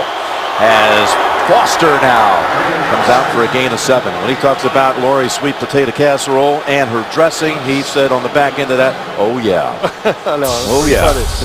Well, he's a big guy, you know, and when you're a big guy, there's one thing you like. You like to eat. Yep. Came out of the same draft class back in 04 as Ben Roethlisberger. And while we're sending along Thanksgiving greetings, congratulations to Ben and his wife Ashley. Last night gave birth to their first child, a son, Ben Jr. Congratulations. Happy Thanksgiving. Second down and 3 as Foster cuts outside and still able to take it out to the 50-yard line. Got a block over there by Andre Johnson, who caught your attention on film last week with a big block. Yeah, he had some great blocks last week. Owen Daniels going across the formation, but how about Arian Foster? It's like he's on ice skates. He just glides around back there. He makes it look so easy.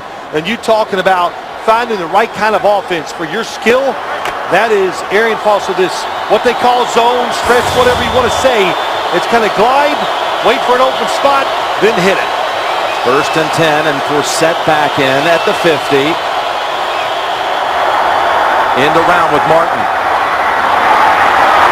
And that was Coleman trying to make the tackle, but Martin was able to slide past him and finally forced out by Florence and gained 17. This year in more than 70,000 schools at nearly 2,000 events and through the creation of youth fitness zones across the country, NFL Play 60 has improved the health of millions of American children through the power of play. Visit NFLRush.com to learn how NFL Play 60 can come to your community. Houston with 126 yards rushing in this half, 81 coming on the controversial touchdown. First and 10 with flags.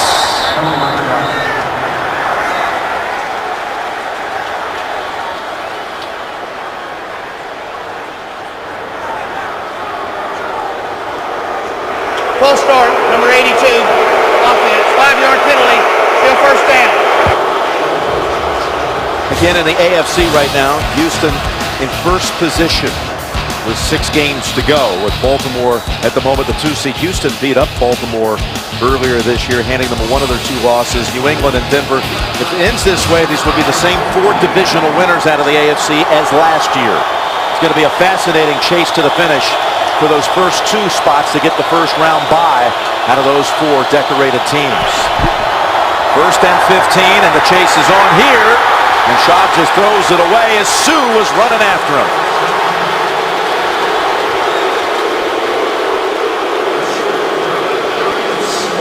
It's not going to be intentional grounding. There was a running back. They're trying to throw the screen.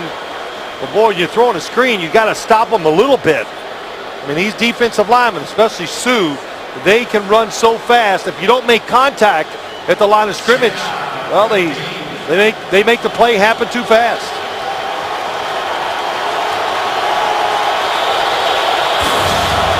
Second and 15. Schaub with 143 yards passing on the game. Looking for more, and he's almost intercepted. Jumping in front of Andre Johnson was Ricardo Silva. Nice job by Silva. He's allowed to run in front of the receiver and go for the catch. There he is deep. He's just reading the quarterback and the receivers, and that is, he has just as much right to that football as Andre Johnson on the outside. Silva came in last week, played very well. If they don't gain anything here, you'd be talking about a 56-yard field goal by Graham, an attempt at a wet field goal, which would be a career long for him. Third and 15. And it's over to Martin. Got a block. Martin gets closer for Graham. Down to the 27. It'll be about a 45-yard field goal try coming up to tie the game. Nice call. That's almost the exact same play they ran last week against Jacksonville, Jim, to Andre Johnson to win the game. So they knew it. They wanted to get in field goal position, throw a screen. The defense is being aggressive. They took advantage of it. It will be 45 yards indeed. Shane Graham, 18 of 22 on the season.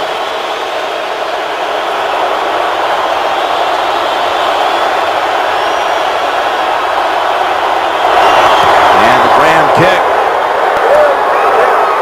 It hooks through right down the middle. And we've got our third tie of the day. Crowd still mad about the run. I don't think that's going to let up the rest of the way. I don't think so either. It's going to be a lot of dinners tonight ruined by that run if Detroit does not win this game. Well, let me rephrase that. They're going to be mad even if Detroit wins. Yeah. Might have been a lot of Thanksgiving dinners thrown against the wall already. It's not funny, but you're right. 10 points in 3 minutes and 59 seconds by the Texans. The touchdown right here by Forsett. Again, no whistle. So he played it out. And then, of course, every touchdown automatically gets reviewed upstairs, unless, in this case, yes, before the review, it's usurped by a challenge flag, which was the case from head coach Schwartz. So he, no doubt, was down. But, you know, Jim, rightly so. If there's a little doubt, the officials are taught, if they're not sure of the call on the field, let them play, because you know you can go back and review it or whatever. Yes, his forearm is down. Not only his forearm, his other arm, his knees down, everything. But it happens so fast out in the field in live action, they don't make the call. What would your old coach, Coach Parcells, say when you face a moment of adversity like this? In the middle of a game, emotions are high. Graham delivers another touchback. Well, you hear it so many times. Focus. In other words, you got emotionally got to get over it. And look, we're talking about a game. I say it all the time to you. Football is nothing but adversity. Every situation, everything you do, something's most likely going to go wrong. How you deal with it and overcome, that's what the game is about. Sunday, the NFL on CBS rolls out regional action.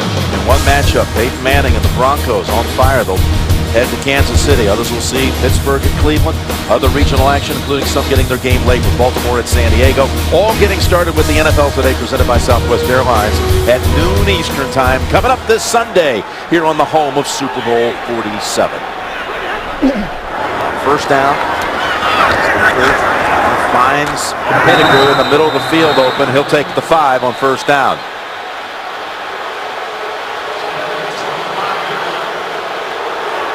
The emotions are heightened not only in the stands but on the field as the Lions, you know, the scheduling, they don't get to control it, but it's not like scheduling a homecoming opponent on Thanksgiving Day. Look, in recent years, the quality of the opponent on Thanksgiving Day. It's unbelievable, isn't it? And one of their bitter rivals in 2009, the worst, Green Bay Packers at 6-4. One of the reasons why the Lions have lost 8 consecutive games on Thanksgiving Day. LaShore with a nice run for the first down. Needed 5, picked up 7. I like it when the Lions keep somebody in the backfield, at least make the defense think run or pass. When they put 5 wide receivers out there, they're putting so much pressure on their offensive line to block one-on-one too many times. So keep this defense honest.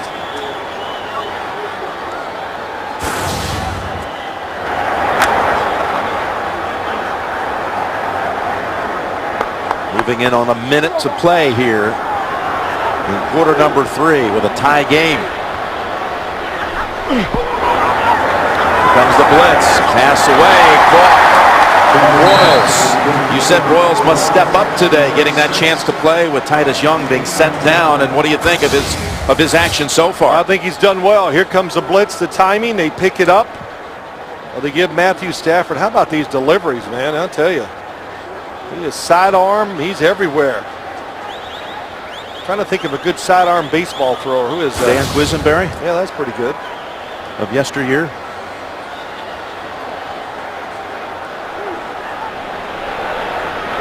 Second down and 6. On screen here, it's LaShore. And LaShore with a little wiggle to get more room and more out of it on a late flag. Pettigrew might be called for the illegal block. It was a 17-yard gain.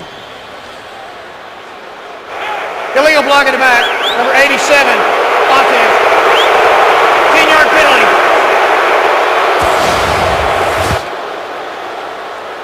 Here's Pettigrew coming in. Made contact on Quinn. Well, look, you know, it really probably didn't affect the play, but it doesn't matter when you're the one assigned, the official down the sideline, to see that. You see those arms extend, a defender go down, it's a flag. But that was a good call. You've been throwing the ball, you're holding as a quarterback, the screen outside, you get the defensive lineman upfield, and you saw the great separation. Jim Schwartz didn't think it was a good call. Second down and 3. The spot from the point of the foul. And up the middle, it's Bell. Joy Bell driving, and still going all the way deep into Texan territory to the 35 and running behind Rob Sims to end the third quarter with a 26-yard jolt right here by Joy Bell. Game is tied after 3. You're watching the NFL on CBS.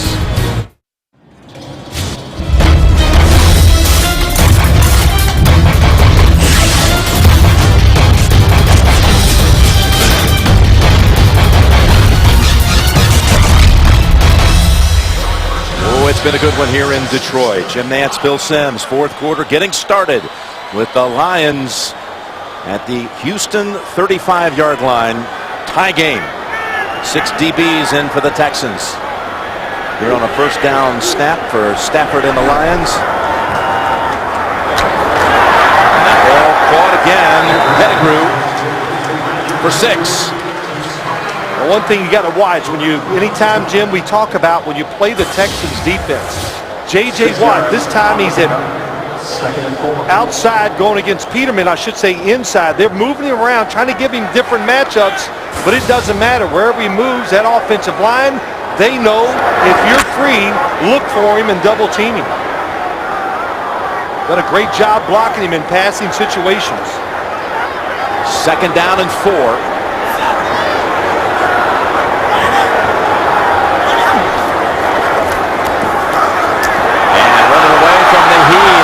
Sliding for a first down, Stafford with a new set of downs for Detroit.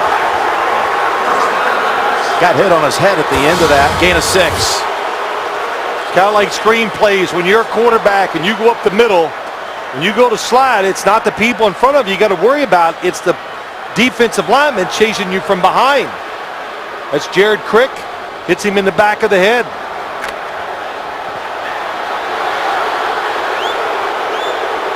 Awkward hit on the quarterback, but he's fine. First down at the 23. And it's Bell wide open. Joy Bell's in for the touchdown.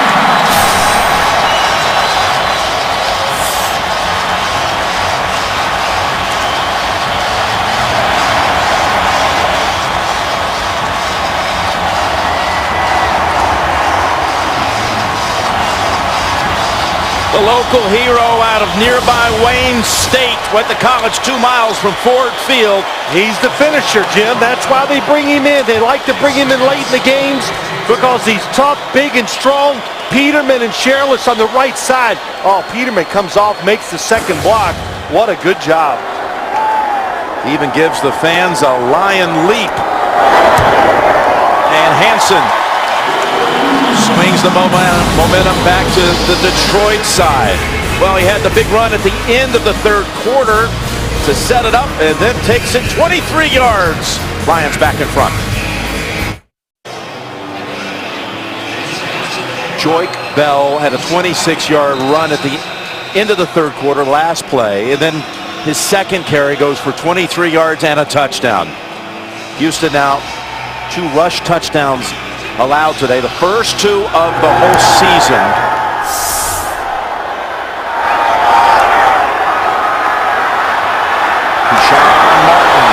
sandwiched at the 18-yard line.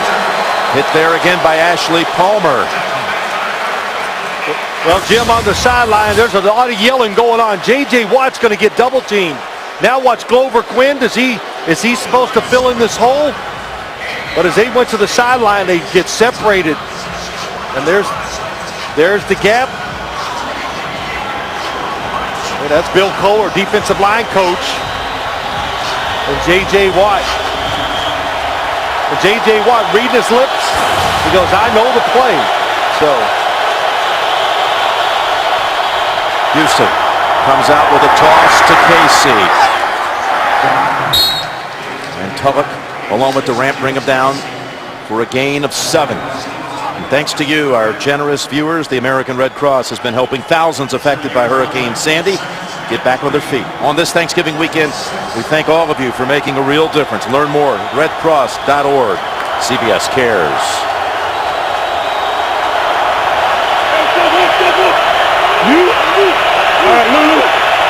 Second down and 3.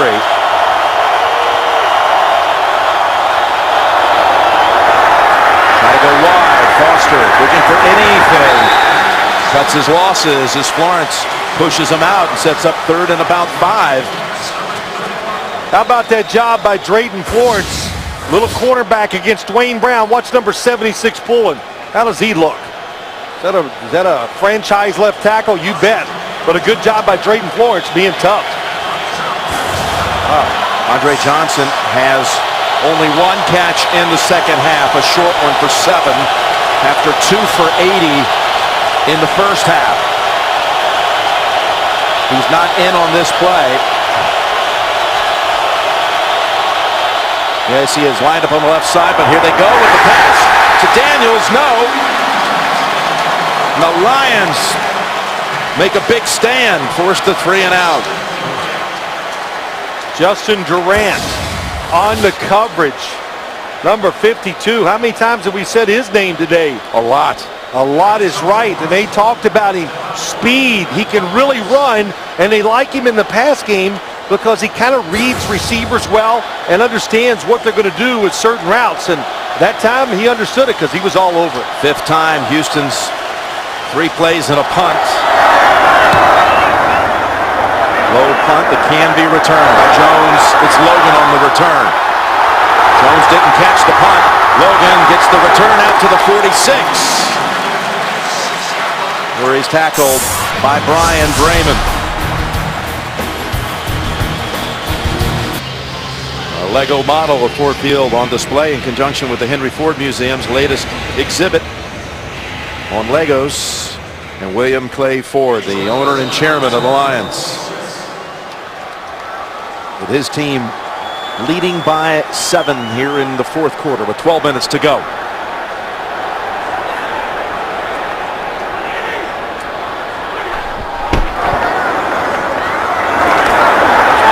Flings it. Johnson plants the feet. Was looking to spin away from Jackson, but Jackson got him by the ankles. Well, Houston trying to find a way to stop this offense. They blitz. It doesn't get there. Boy, Matt Stafford that time steps into the throw, and he gives Calvin Johnson a chance to catch this and turn and make a big play. Good job by Jackson getting his arms around him. 13-yard gain. Stafford over 300 on the day now. Got LaShore at the running back position, and LaShore bangs shoulder pads with Dips of Houston. It has 5. At the end of this game again, Phil will be selecting his all-iron MVP, and you, the fans, can help decide the winner by voting now at cbssports.com. A lot of big names. You see Justin Forsett, got to put him up there just for being alert. Not hearing the whistle, gets up and takes off running for that long touchdown. That's Brady James of the Texans. Well, you got to think to it, Jim. 5 quarters of play almost last week. No question. All the throws, all the running, the heat of that stadium down there. Short week traveling to Detroit against a team that is a lot better than their record says. Hey, listen, now that there's a Thursday game, and there'll be 3 of them today, but now that there's a Thursday game every week, just look at what the home team has as far as an advantage on the season so far. It's one-sided. It is. I remember Matt Schaub telling us when he went to Denver, Sunday game, of course, loves playing on the road. Nothing like playing well on the road and making a crowd go quiet, he says. 2nd down and 5.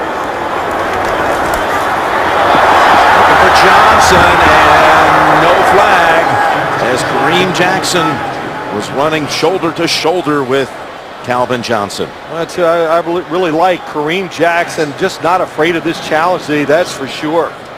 And even though they got an injury, Jonathan Joseph, a lot of people thinking is their best corner, he's out. They're not changing a great deal how they're playing. I thought early, hey, they're going to be a little conservative, and no, it's a lot of tight man-to-man coverage. They put the pressure on these defensive backs to cover these guys down the field. You play for Wade Phillips, you know what you're getting into if you're a defensive back. It's 3rd and 5. Coming in on Stafford, and they get to him with J.J. Watt, 2nd sack of the afternoon. Well, it was the blitz that time. Danielle Manning does the blitz. He's going to come from the outside, makes the quarterback step up, then look out. Here comes 99 to finish it. Well, Stafford was limping a little bit, coming to his feet. J.J. Watt and the family watching back in Appleton, Wisconsin, all rallying around the TV at his aunt and uncle's house. The Spring-Gettys there, where they'll be going out and playing in the front yard after this one ends. The Turkey Bowl, they call it in the family. That's awesome. A loss of 8 and kills a chance for a field goal. So Harris comes in with a pooch punt. Catch on his knees. Martin at the 14. 30-yard punt. Texans take over inside the 15. Watt with a sack on the first play of the game, and now here 1 in the 4th. 10:06 to play. Ball actually right at the 15. Houston down 7. Looks for the long ball, looking for Walter, and Walter not able to catch up with it. Coleman was back deep along with Florence. Hey, you know, Jim, he's open. Watch, Kevin Walter comes in motion, goes right at the safety, goes deep. There's a big seam, but you got to throw it so far it allows the defensive backs time to readjust and get to the throw. I mean, about the only way he could have completed that one, it was just to bear up and drive it in there on a line drive. Chop 2 out of 8 this half. 2nd and 10. There's a completion, but a short one. And that's to Garrett Graham for 5 yards. So another key 3rd down coming up. And again, here's your list. You can vote at CBSSports.com for the Phil Simms All-Iron winner. You got Raiola representing the offensive line for the Lions. Well, and the fact that he ran out there for the field goal try, but he's not on the field goal team, that was a big deal. And he's definitely lived up to what they say about him. Tough, scrappy, willing to fight. 3rd and 5.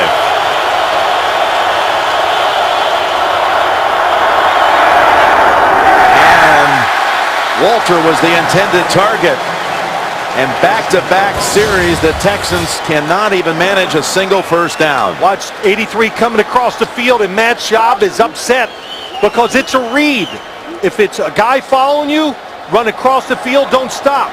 But if nobody's following you, you're supposed to stop. That's why Matt Schaub is so upset. It's what happens when you give these dual reads to receivers. What you see in the quarterback can be different. Another Donnie Jones punt.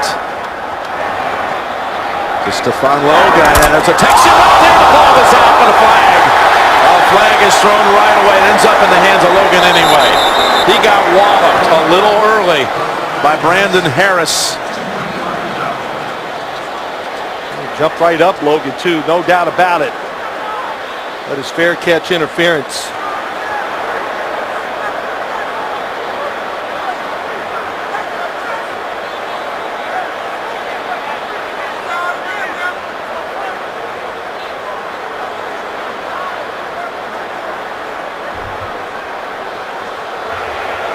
personal foul hit on the defenseless receiver, number 26 of the kicking team. 15-yard penalty, first down.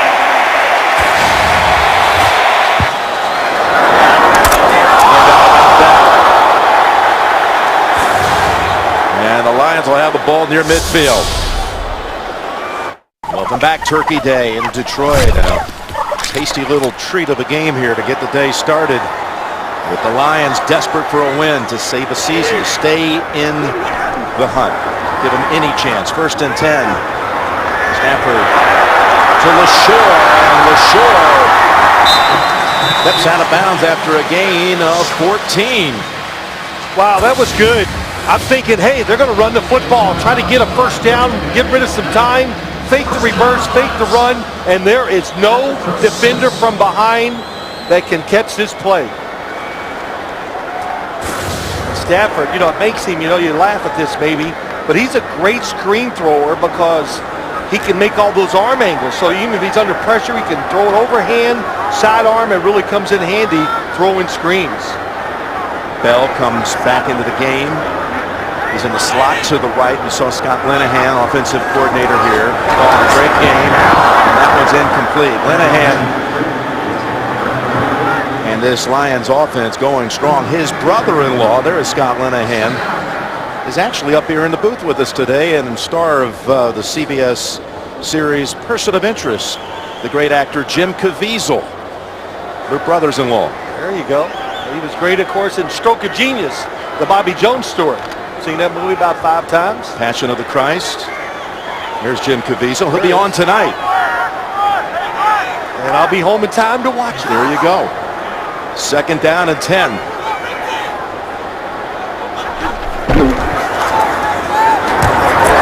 Well defended that time by Alan Ball, denying the completion to Mike Thomas. Ball was a starter for Wade Phillips when Wade was the head coach up at Dallas for 1 full year back in 2010.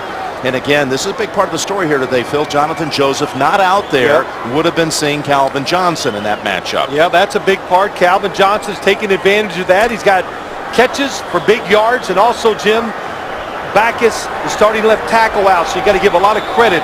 Detroit's offensive line has held up very well. Here's a big 3rd and 10 now for the Lions. Up 1 score. The rush is on, and Stafford will not escape him. Just trying to hold on to the football as Watt is the guy in the end who got to him. Connor Barwin was there first. That really helped force the sack.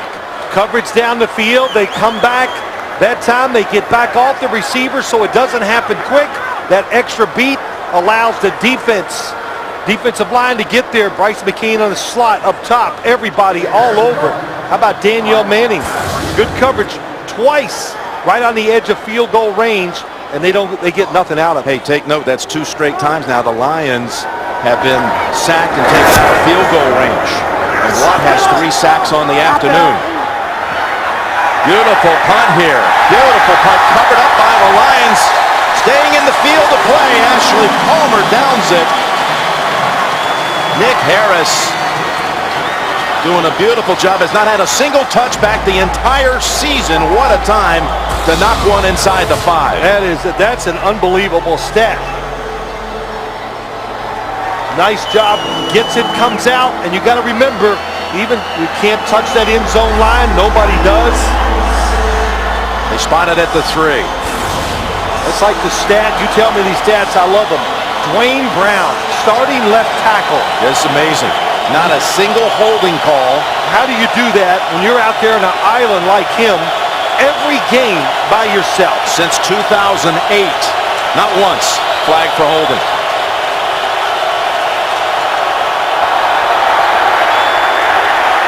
Sue coming after Schaub, who's just going to fling it out of bounds and into the arms of Donnie Jones, the punter.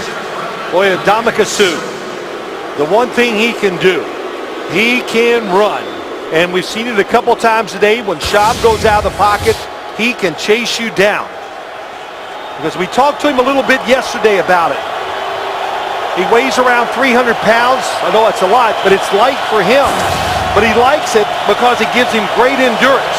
So late in the game, he can still rush the passer and chase guys like we just saw. Midway fourth, 2nd and 10.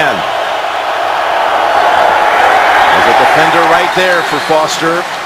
This Houston holds it to just a 2-yard gain. 3rd and 8 coming up. The Texans, off of 39 first down performance, have only 11 today. Wow. Well, Detroit, there's no doubt about it, on both sides, even the fans inspired today. Texans were comeback specialists 4 days ago. Can they do it again?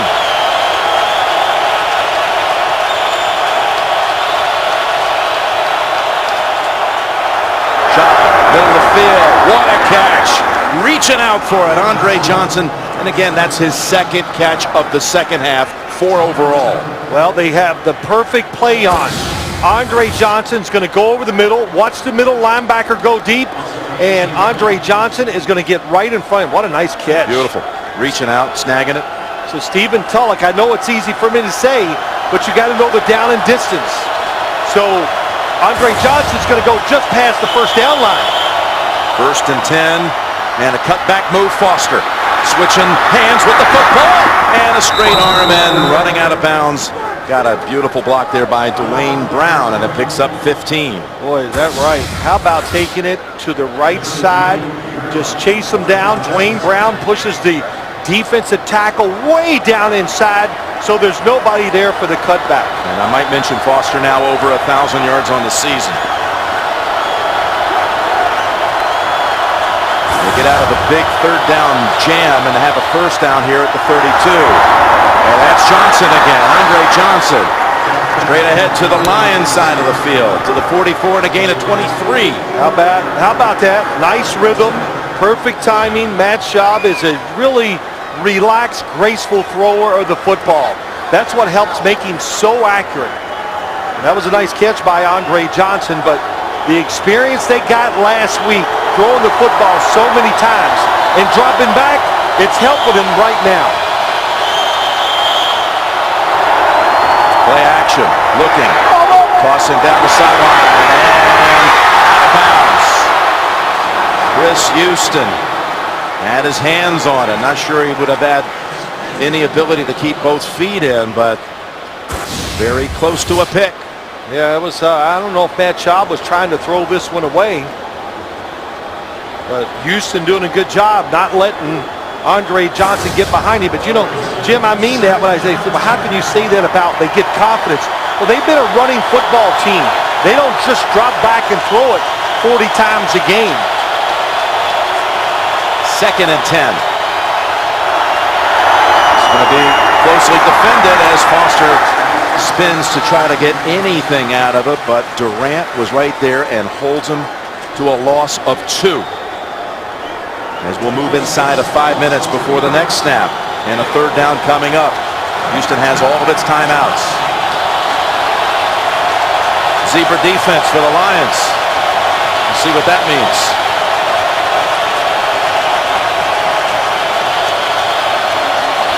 Got a timeout now called by the Texans. Team that's lost only once this year, and that was to another team out of the NFC North, the Green Bay Packers. Wednesday in primetime, JB and Chris Collinsworth join Phil Simms to showcase America's favorite game with their own unique style and presentation and analysis. Inside the NFL Wednesday on Showtime.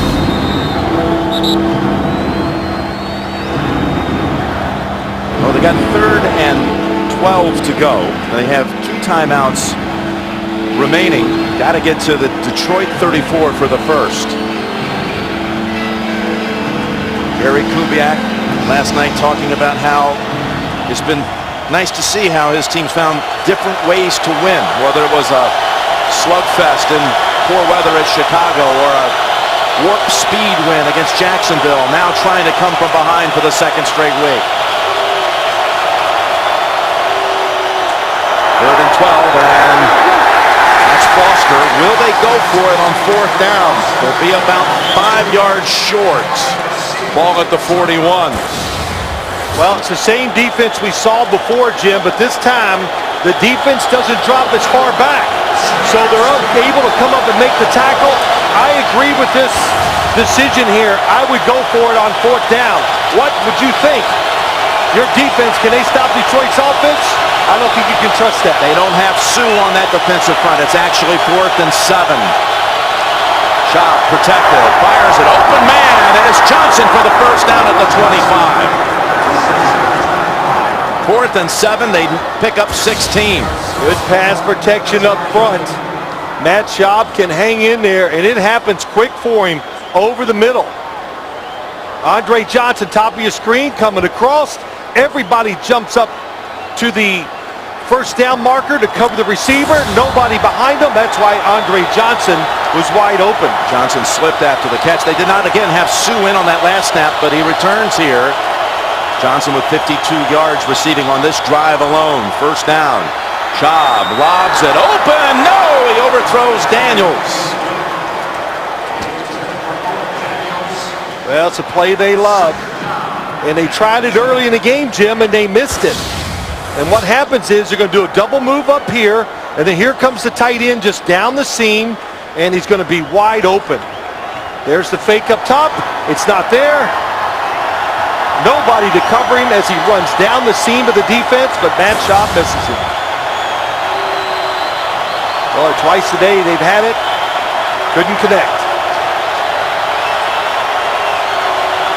2nd and 10 from the Lions 25. Schaub now rolling away and throws it away.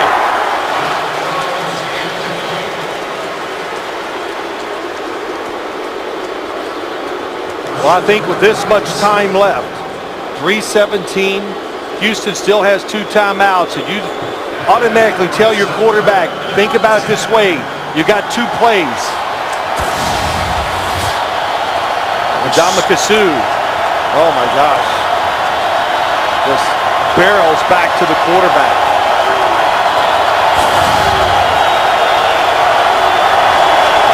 Johnson to the right side.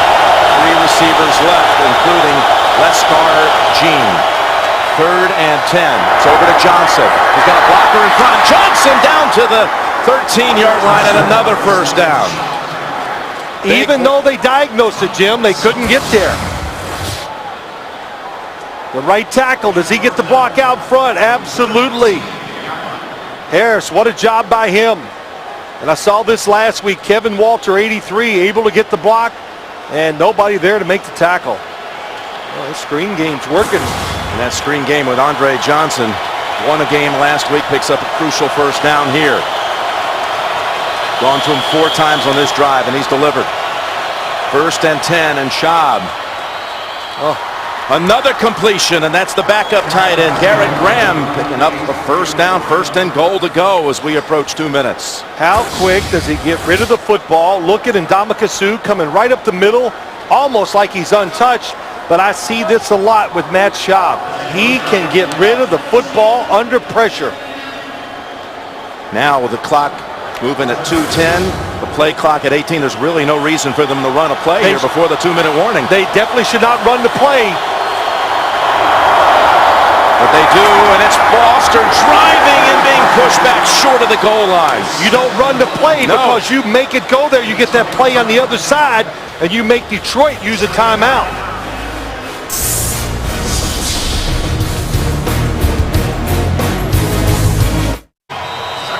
Jim Nantz, Bill Sims. Inside of 2 minutes, Texans possibly heading to overtime for the 2nd straight game. 2nd and goal. It's Foster, and Foster's in for the touchdown.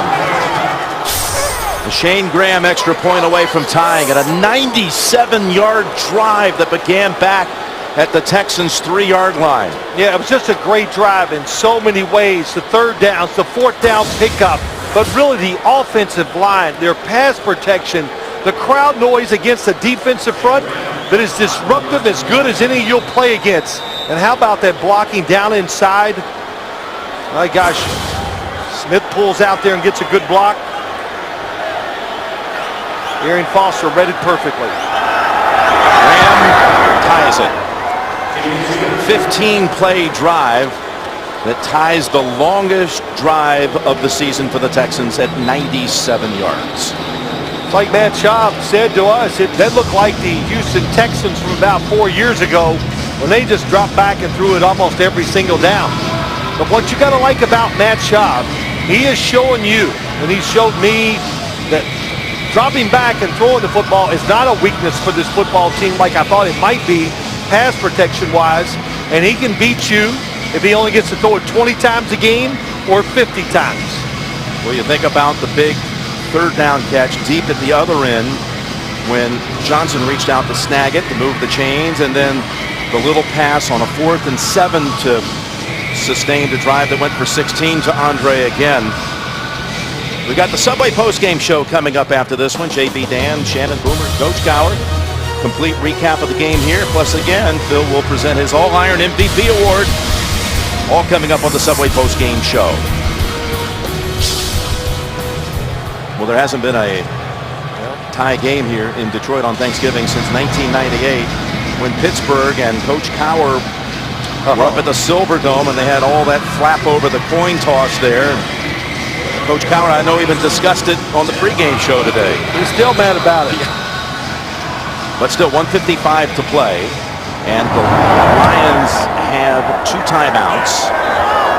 Ball bouncing around, scooped up by Logan, and it ends at the 24 by Brandon Harris.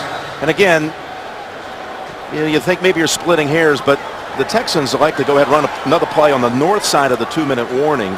Had all things been equal, they waited and snapped it outside of the 2-minute warning. It was the same play where Foster got stopped inches shy. They would have been scoring somewhere around the 1:15, 1:20 mark to go in this game. Yes, if there wasn't a timeout call. Right. So really, to make it simple, you've given the Detroit Lions offense 1 extra play. That's just the easiest way to understand it and look at it.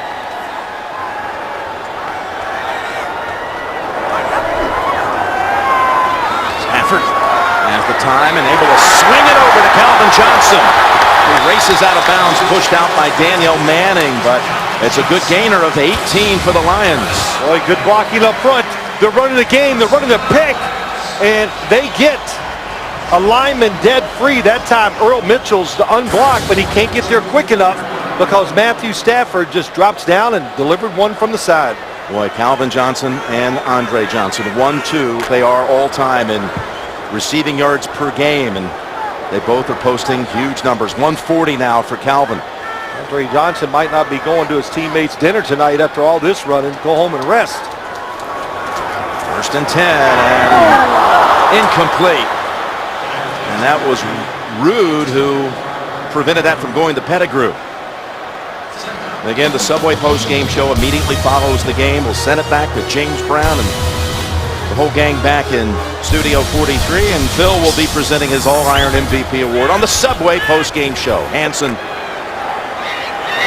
getting ready. He's made 36 field goals on Thanksgiving Day alone in his long and decorated career. Would love to have a big one, a big chance here. 1:40 to go, 2nd and 10, and the Lions are down the field, and the ball is out. Pettigrew, incomplete. Incomplete. Would have been in field goal range. Rude once again knocks it out. What a throw by Matthew Stafford. 2 footballs on the money. Pettigrew doesn't come down with either. He just rifles it in there, and before Pettigrew can pull it in, What a play it's by knocked Baron out. Rude. Rude stripped it, and it's incomplete. And you'd say, oh, he had possession of that football. No, he didn't.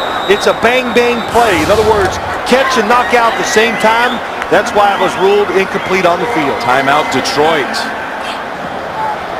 I want to set up something here for 3rd and 10. And again, if the catch was made, they would have been in field goal range. Here you go, full speed. Barrett Rude playing because Brady James was nicked earlier in this game, and Brooks Reed went out. Another linebacker and a big part of this defense went out earlier and back in the 1st quarter.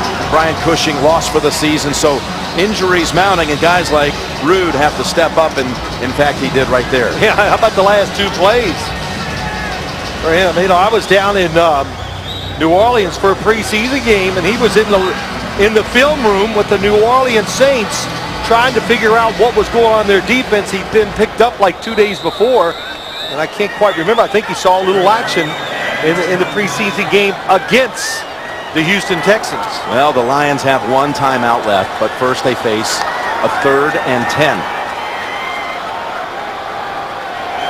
Scheffler in a slot to the left. He's a valuable target for Stafford. Stafford has the time and has the target, and that is in fact Scheffler with the catch for the first down. What a throw. Right in front of Bryce McCain. Prevents the football from going back to the Texans, and now the Lions are on the Houston side of the field. Bryce McCain must be saying, what do I have to do? He is all over the receivers. Perfect throw, though, by Stafford. Stafford again. Incomplete. And denied by Quinn. Tell you what, as you watch this last catch, you look at these teams, they are exhausted. Scheffler going across the field. Nice job making the catch, going down and securing it too, which is the right thing to do. Local kid from Ann Arbor and Chelsea High School. 1 minute exactly remaining. 2nd down and 10 from the Houston 45.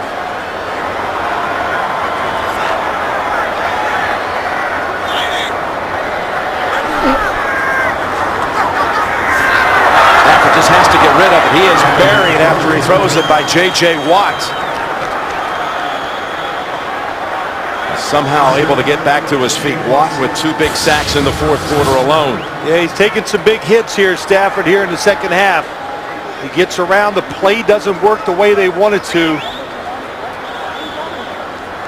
Right in the chest.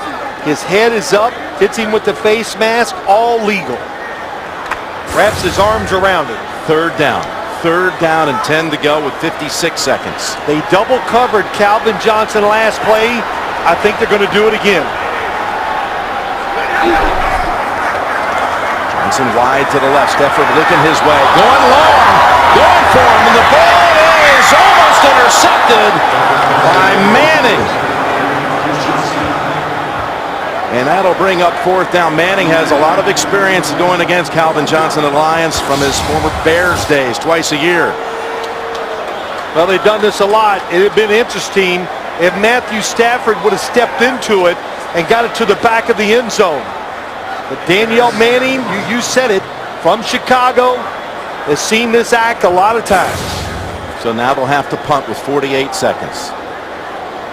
Martin's moved up all the way to the 25. There's no reason for him to handle this should this be anything inside the 20. He's going to let this go over his head. It's Harris, again without a touchback on the season, pins him at the 2, and at this point, 39 seconds, 2 timeouts. I don't know how much interest Houston will have in trying to do something from that deep. I would be satisfied with an overtime. Just go ahead and take it. None. Yep. In other words, you know, I see this all the time. You brought up a great point. Why catch the punt? And I say here, why run a play? Don't even hand it off. Take the snap and kneel down. Shane Graham. You know, Jim, I always think about situations like this. I think of the Super Bowl, Raiders and Redskins. Last play of the half, a throwaway play. Jack Squire intercepts a Washington pass, runs it in for a touchdown, changes the game, it's over. Houston going to be content to take it to overtime.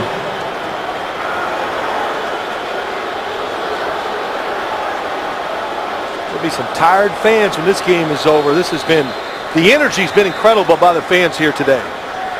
And the Lions, I was going to say, you might want to go ahead and take another timeout just to make sure it's a clean handle on the snap. So they have taken a timeout, Detroit's last.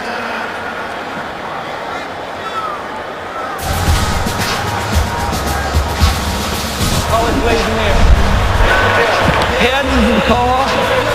He said head, it is a tail. This is what we were talking about back in '98, the Steelers and the Lions, and the mistake when Jerome Bettis did call tails. But a misunderstanding there. The referee thought it was heads. Detroit scores on the only overtime possession, a one-possession win. A Hansen winner from 42 yards that day.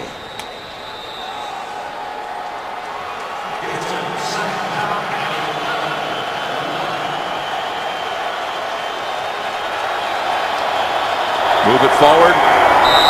That's all he had to do. And this game's going to overtime, and Houston will be playing extra time for the second time in 4 days. Wow.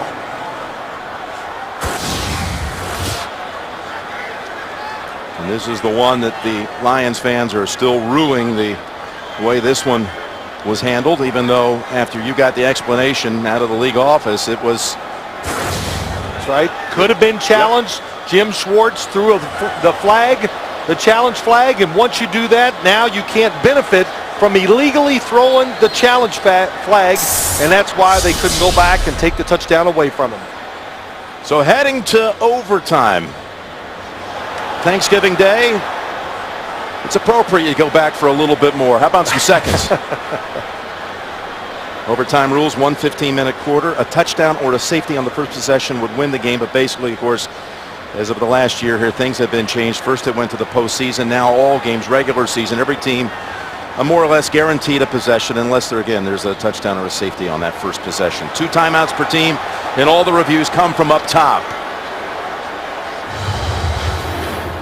I always thought, Jim, if your defense is playing well, you can't do it. But if you lose the toss and your defense is on the field, if they do kick a field goal, that gives you 4 downs to work when you get the football. But in this game today, do you have faith that your defense can stop the other offense from scoring a touchdown? That answer's got to be no. What's in-house doing out here? All right, men, we're going to play a 15-minute overtime period. Both teams get to possess the ball unless we have a touchdown or a safety. Each team has 2 timeouts. Replay will be handled upstairs in the replay booth. Houston is the visiting team. They'll call the coin. Heads and tails. We call tails. Here's a heads. Detroit won the toss and will receive. Detroit won the toss and will receive. Now the Lions will be getting the football first as we head to overtime in the Motor City. Big memory from Detroit, Chicago, the opponent back in 1980, overtime, and Dave Williams returns the overtime kickoff 95 yards for a touchdown to give the Bears the win. And our producer, Lance Barrow, was the spotter back in that day. I think he had the right guy identified. Wow. And a happy Thanksgiving to Lance and our director Mike Arnold and their families and all of our crew. We get set now. Lions to receive the overtime kick.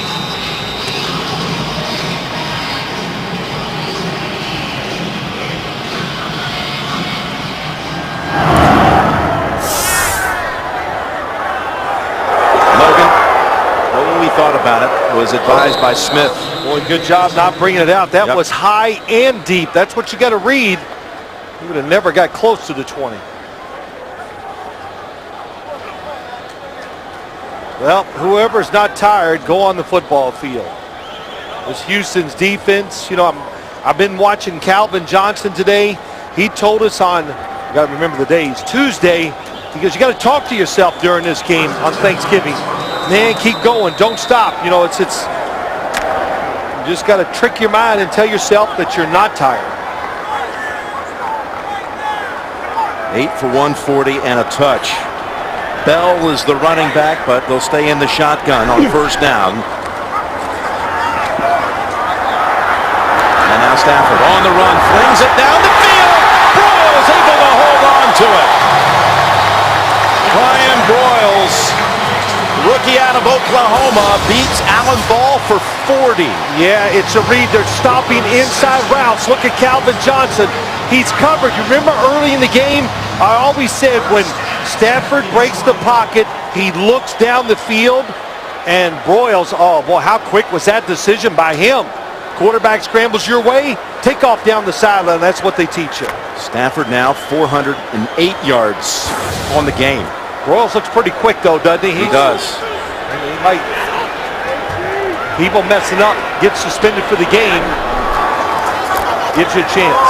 On the sideline they go, and Ball was defending, and there is no flag. Mike Thomas the target. Thought there might be one. It was close. Top of the screen. Alan Ball, good contact. Never turned around. Well, he didn't turn around, but he never got in the way either, so I don't know. That's a good no call. Got to give these defensive backs some chance in this game in the NFL. Andre Johnson hoping to have a chance. Again, they have to allow nothing more than a field goal to give the Texans offense a chance. Been in this spot a lot though, haven't they, Jim, about this part of the field? Yep, down the middle. Complete. Pettigrew, ball comes out. Stripped by the Texans. And it's Sharpton with the recovery. I believe it was Manning who took it out of his hands. I think you're right. It was good coverage.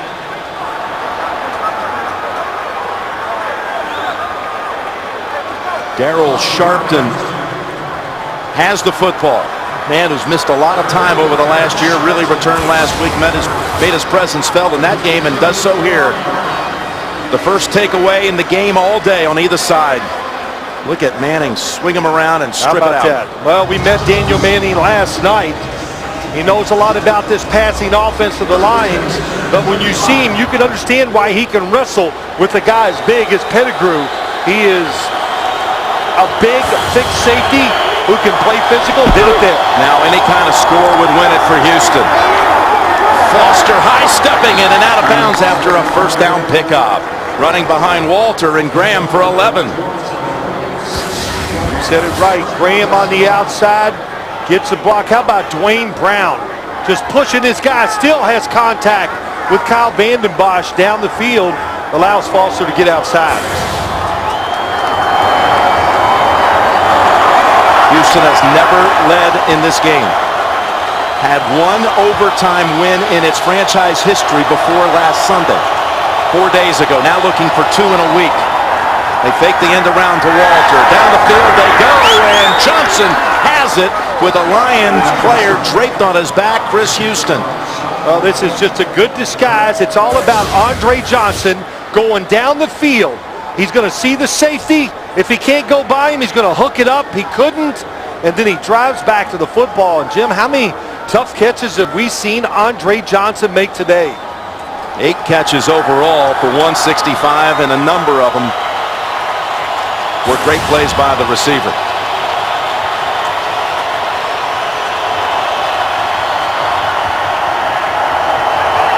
First down from the Detroit 40, and Foster moves ahead for 2, and Durant on the tackle. And again, you look where the Lions are on that list. It's near the bottom of the list, still technically in the hunt, but you said they need to win out. So desperate times and desperate moment here for their defense. Meanwhile, Houston with the best record in the league, trying to advance to 10-1.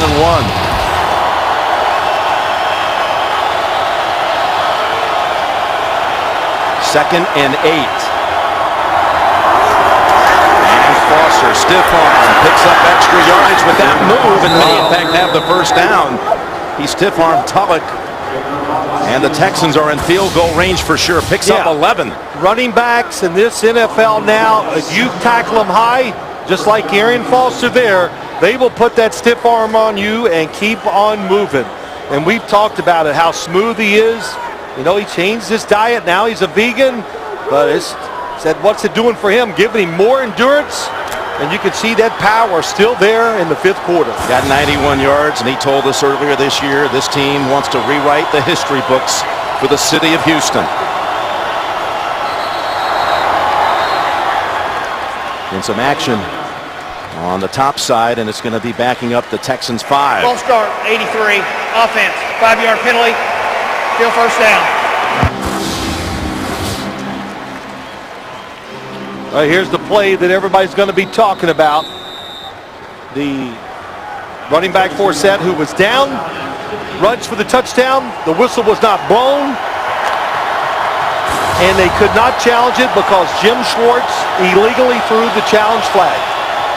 On 1st and 15, it's Foster, and they converge on him at the 29. Now that, of course, they'll never forget that in Detroit, but let's not forget Houston had to do a lot after that, including putting together a 97-yard drive, including a 4th and 7 conversion to tie the game. Yeah, I mean, there's so many things happen after that. You just can't go, that's what sent it to overtime, but it's just one of the big plays of the game that we're all going to look back and talk about when it's over.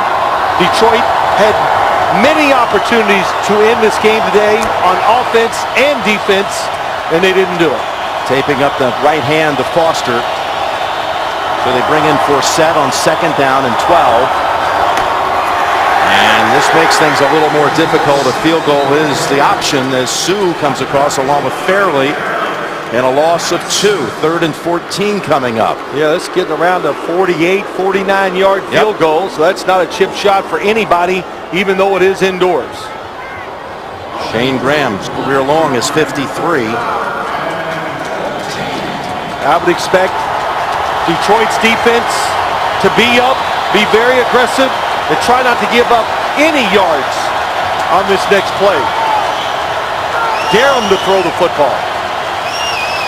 Matt Schaub flanking Walt Coleman. Going to call a timeout with 1 second on the play clock.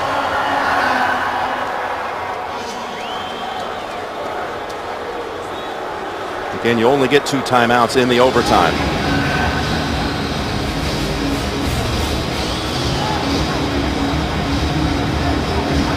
Talked to Matt Schaub. We both did earlier this year. He talked about coming back this season. He had that injury last year that forced TJ Yates to go the rest of the way and into the playoffs. And Schaub talking about motivation for him at an all-time high. Oh, they really feel like in Houston, all things are coming together for this franchise this year.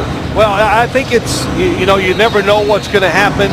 But I think a lot of people felt, and I was one of them, that if he was the quarterback, it was pretty easy, or I thought they could have had a chance to go to the Super Bowl. You know, you can't expect a rookie to come in with not having the experience. And not only that, it's going to change the way you call and design your offense. But Matt Schaub, very motivated. And Jim, he's just been solid all year. He goes unnoticed. He doesn't get the credit he deserves. The only thing that's going to give him the credit is going to have to do extremely well in the playoffs to maybe win a Super Bowl. See how ambitious they are to pick up more yardage. They go ground, but they make things even longer for Shane Graham. They did not look at throwing the football there at all. Another loss of 2, and now we're talking about a 51-yard range for the win. That play was designed just for one reason, to get on the left hash, so that must be where he likes kicking from.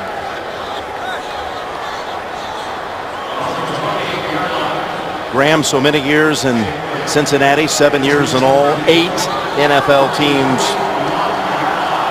He's 2 of 3 in his career in overtime. John Weeks to snap it to Donnie Jones. And a timeout called by the Lions. Jim Schwartz says, you know, he likes to call these timeouts, but he doesn't want to give the field goal kicker a free chance. In other words, don't let him get so close to it and then get a kick, so they got a feel for the field goal the next time around. Detroit had the game in hand last week, Jim. You think against the Green Bay Packers, they gave up the huge drive at the end where they let them go down the field and take the lead. It's kind of the way the season's been going for the Lions. You know, there's just been so many situations where they've lost tight ones. Meanwhile, Houston on 1-score games this year is 4-0. And one Shane Graham kick from 51 yards away from winning another one by 8 points or less on the season. Well, we said at the beginning talking about this game, margins are small in the NFL. And right so far, the Houston Texans in crucial moments, they have made the plays. Here you go for the win.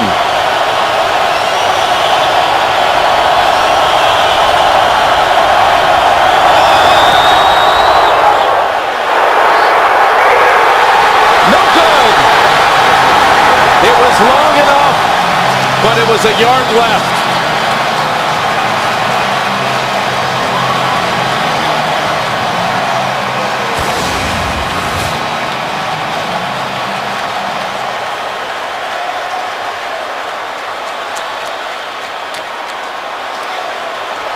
Not even a yard. Inches.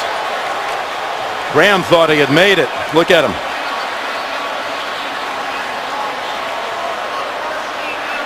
Gary Kubiak had his back turned. Schwartz with the body lean to try to help. And his team will take over at the 41 at the point of the field goal try. That's right. It gets lost in the fact the long field goal try that look where the Detroit Lions offense gets the football.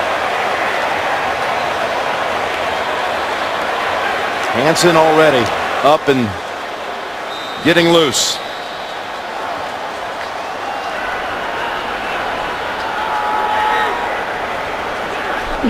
On first down, Stafford has it batted down. Watt for the third time.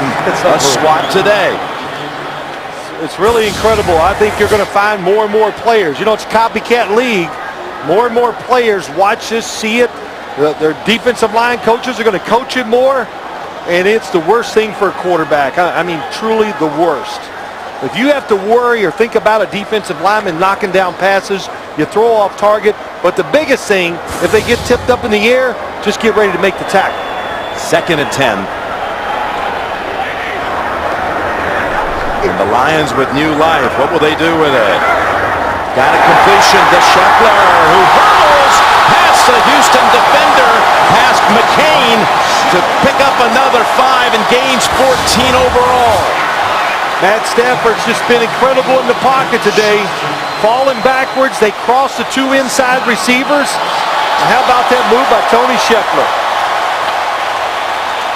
Dangerous.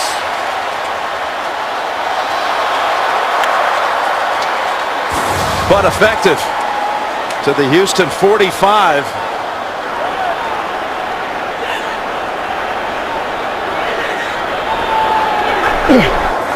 And Stafford on first down.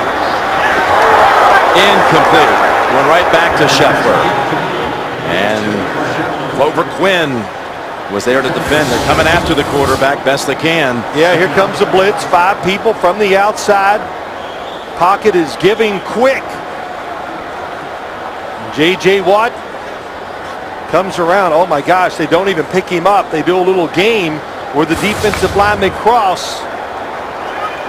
Don't chase defensive linemen. Wait, somebody will run in your spot if you're an offensive lineman. Scheffler hurt his arm on that play, so he's out.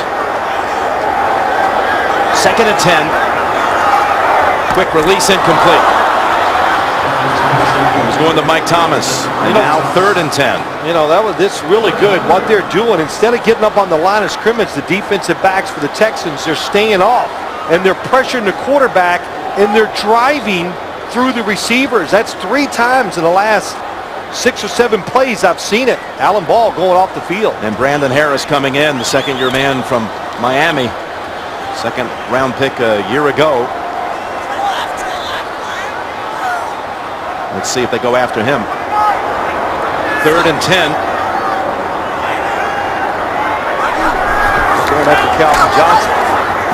Pass is incomplete. Oh, and in the air. McCain has it. Going to rule it on the field. An interception. Bryce McCain, who had just been hurdled past a couple of plays ago, on the rebound off the Royals' attempted grab, comes up with the football. And ball probably hit the ground. This will probably be overturned. All reviews go upstairs so Jim Schwartz doesn't have to throw the red flag. Better not. That's right. The previous play will be reviewed. The red flag will have some glue on it for the rest of this year. That's right. If it's ruled incomplete, it would be 4th down. We're still waiting for the verdict. Will the interception stand? Don't think it will, but Houston already with 1 takeaway in this overtime. McCain tried to make the pick. After reviewing the play, the ball hit the ground. The pass is incomplete. It'll be 4th and 10 for Detroit at the 45-yard line. Interesting here from the 45. You could look at Hansen, 62, 63 yards, but they're going to bring out Harris for the punt instead. Yeah, to me, no quick decision, easy decision for Jim Schwartz. go in, punt the football, back them up, hope your defense got a little rest on the sideline and they can do it. 8:42 to go. You still have one timeout. You're going to see the football again if you stop. And especially when you have a weapon like Harris, who twice has pinned Houston inside the 5, and again, without a single touchback punt on the season.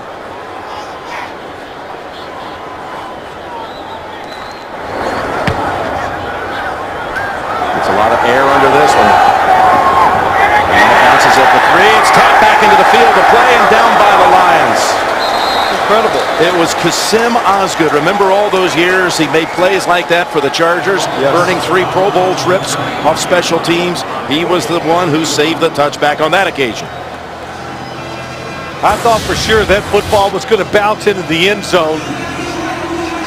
But Osgood, and he did the right thing. He gave it a little force to make sure it wasn't a close play. So the ball was down at the 9.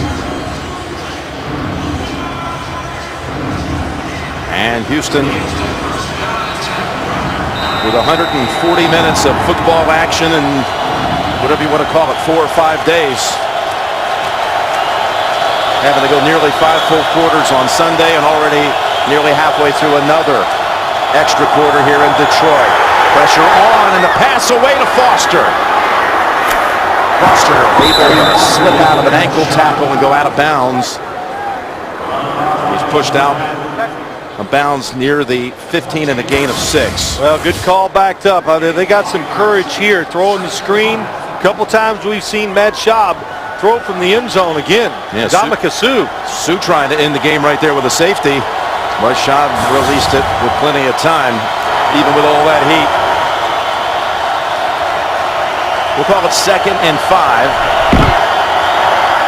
They fake to Foster and almost intercepted. Vandenbosch got his paws on it, knocked it down.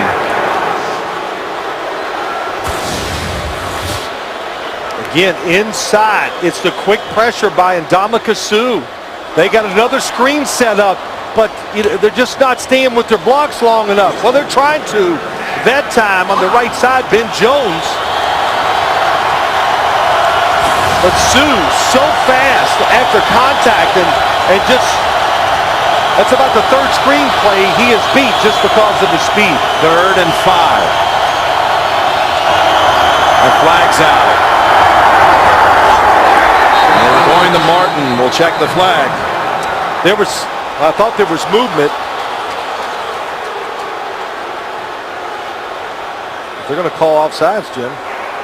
Offside, 92. Defense, 5-yard penalty. First down. Avrils offsides gives Houston the first down. They needed 5. They get it off the penalty. That's not 92. He must have been lined up in the neutral zone. Yeah, maybe he was lined up in the neutral zone. That's what it had to be, Jim. I did not see anybody move and cross the line of scrimmage. So Cliff Avril just trying to get too close to that football. That means his head was touching the football. That's the neutral zone. That's why it was a penalty. And on first down, it's Foster. Foster near another first at the 29, and he's over 100. It's his 6th straight road game with a 100-yard performance going back to last season. Ben Jones and Chris Myers, they get the block and down the field. How about Ben Wade? Wade Smith down the field making that block.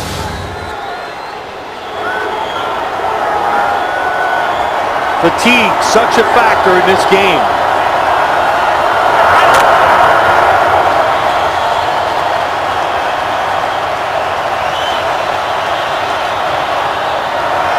On first down, Schaub is it intercepted?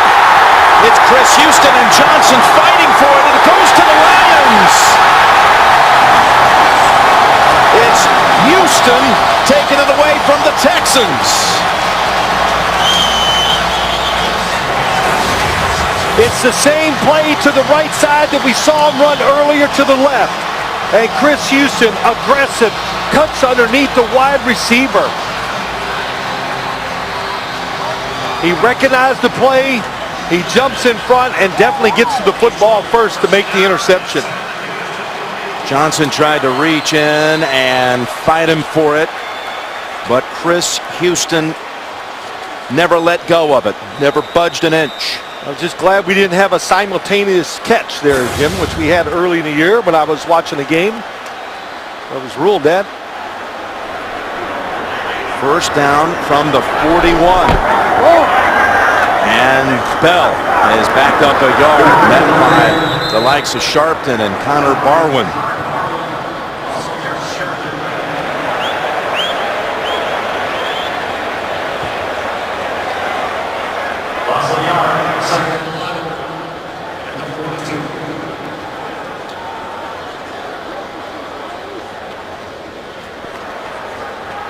Just when it looked like the Texans were going to gain a little momentum off the flag that gave him a first down and a Foster run for another one. By the way, Scheffler on a slot to the right. He'd injured his arm on the last series. He's back in. Second and 11. Ball flopped and nothing there. Going for Calvin Johnson. Kareem Jackson, airtight coverage. Yeah, it's airtight coverage. It's just when you work together so much. Calvin Johnson, Matt Stafford. When you feel this coverage down the field, he's trying to throw it back shoulder where he can make the adjustment. But it was too late once Calvin Johnson saw it. I start to wonder here, the ball at the 42, if they don't pick up anything, now would you think about a 60-yarder? No. The time running down. No, I'd punt it. Stafford, 30 of 60 in the game. Got a 3rd and 11. Pass is caught. It is Scheffler holding on to it to the ground and a first down.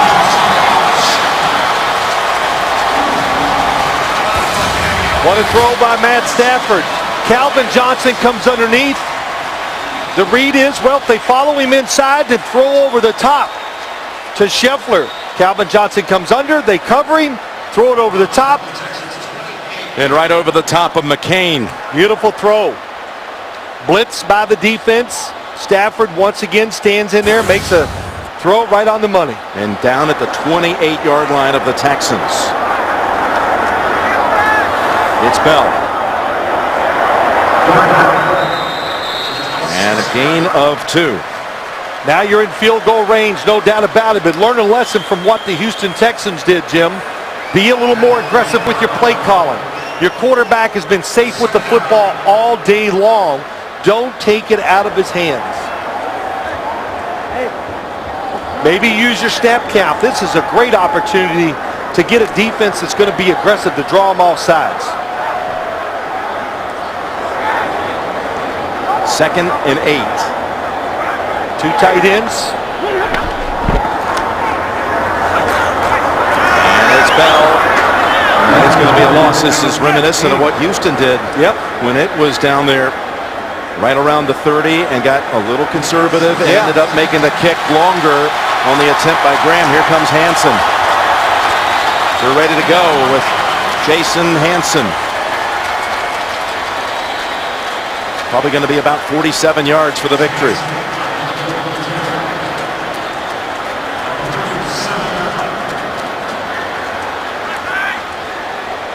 And that Pittsburgh-Detroit game we showed you overtime earlier in '98, he won it then.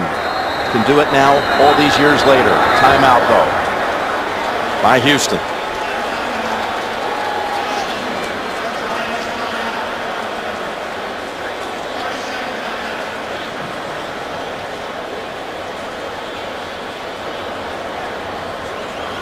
Well, the Lions have waited a long time to win on Thanksgiving Day. It's been 9 years. Last time they went home. Well, that's right. With a victory. Went back out of the Ford Field and back to their homes and enjoyed a Thanksgiving dinner off a victory. Now they have to wait a few more seconds off the timeout. You said it right, though, Jim. The teams they've been losing to, the Lions haven't been good in a lot of those games, period, no matter who they were playing. Muehlbach to snap it to Harris. And Hansen to try to close it out. From 47 yards. And the kick hits the upright and it's no good! No good! The snap was a little low.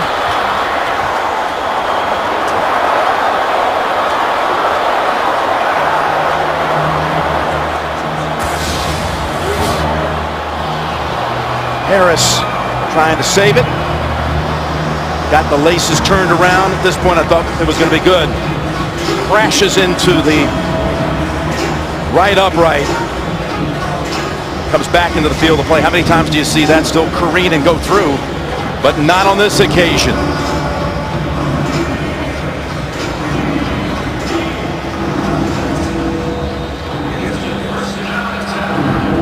And now Houston takes over in good field position at the 37.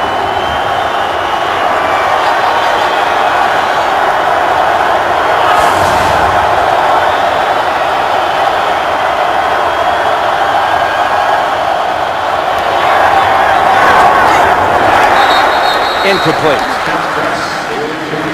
How about this game? We've had 2 giveaways in the overtime, 2 missed field goals that would have won it, 1 from each side.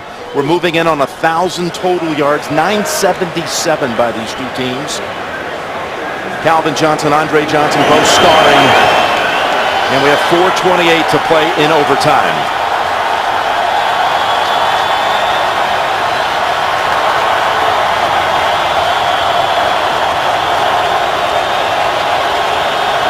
On 2nd and 10. The catch.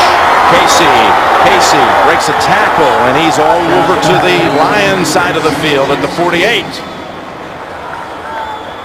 Of course, there was a tie just a couple of weeks ago out in San Francisco. The Rams and the 49ers were unable to settle things even with an additional 15 minutes. I think what's really there's so many things about this football game. This drive so far, pass protection is good. It's how the defensive linemen have kept up the energy to still be able to make the quarterbacks force some throws or get rid of them before they're ready. Here's Schaub rolling out, firing it wide of the mark. And that was Graham. And his best friend standing next to him, I think. Matt Schaub, every time he breaks the pocket, number 90 and Ndamukong Suh is right with him.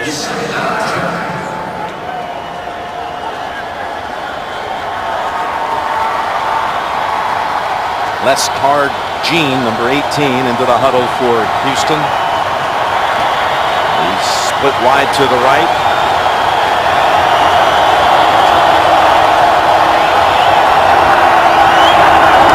And there's the completion to Johnson.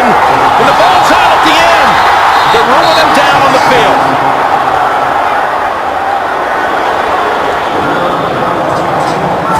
Down at the 24 of the Lions. Boy, Matt Schaub right on target once again. Good job by Andre Johnson just running through the catch. And he is down by contact that time. But he runs through the catch. By doing that, he gets those extra yards and absolutely puts them in field goal range. And they're going to check this play. And again, as we've mentioned several times, the review has to come from upstairs. And they definitely, just to be sure, on such a crucial 23-yard play that puts Houston in prime position to win it, they must make sure this was not a fumble. 2 hands on the ball.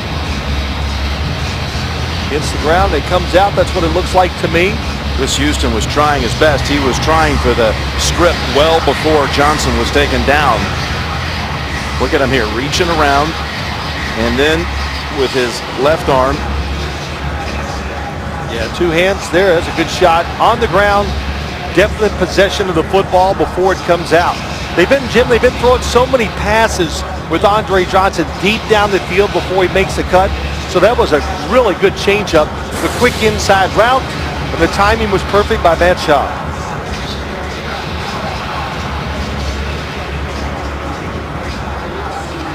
We talked about what this means to the Houston Texans.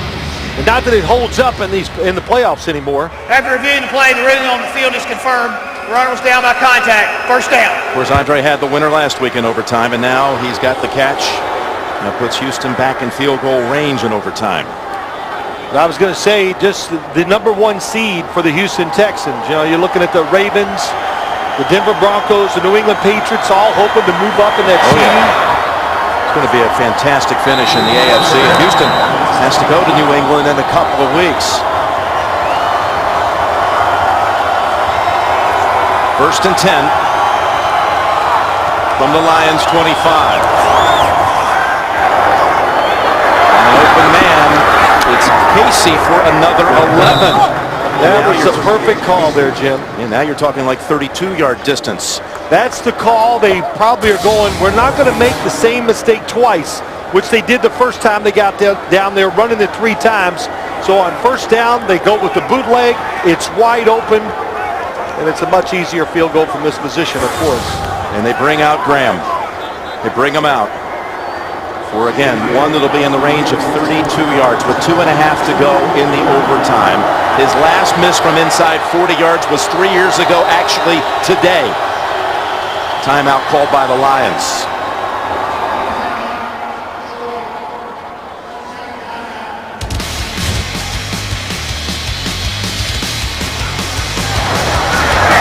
Ever seen an overtime fight like this? No, I haven't. Texans had their chance. Graham just wide from 51. Then Schaub was picked.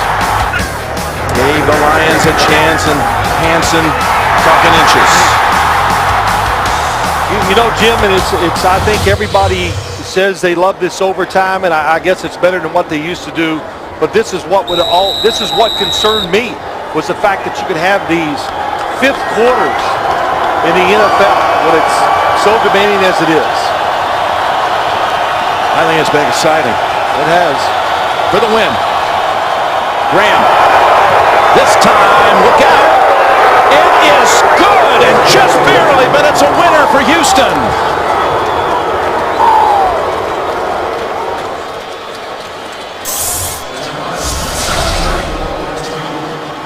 The Houston Texans with another 4th quarter comeback and overtime victory twice in less than a week. The first lead of the day for the Texans is this winner right here. Kept it suspenseful too. It did. Texans showing they can win a lot of different ways. Another way to get it done today. Matt Schaub. Pump fist. And look who had his back turned one more time. Oh, that's funny. Oh. Matthew Stafford can't believe it.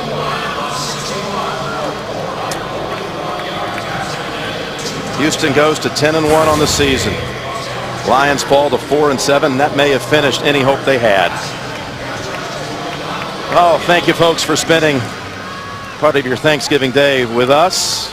For those of us who live on the road and carry our families deep in our hearts every week. This week our home was here in Detroit. And we send to you at your home on this great American holiday warmest wishes and loving thoughts to all of our families across the country. God bless you all.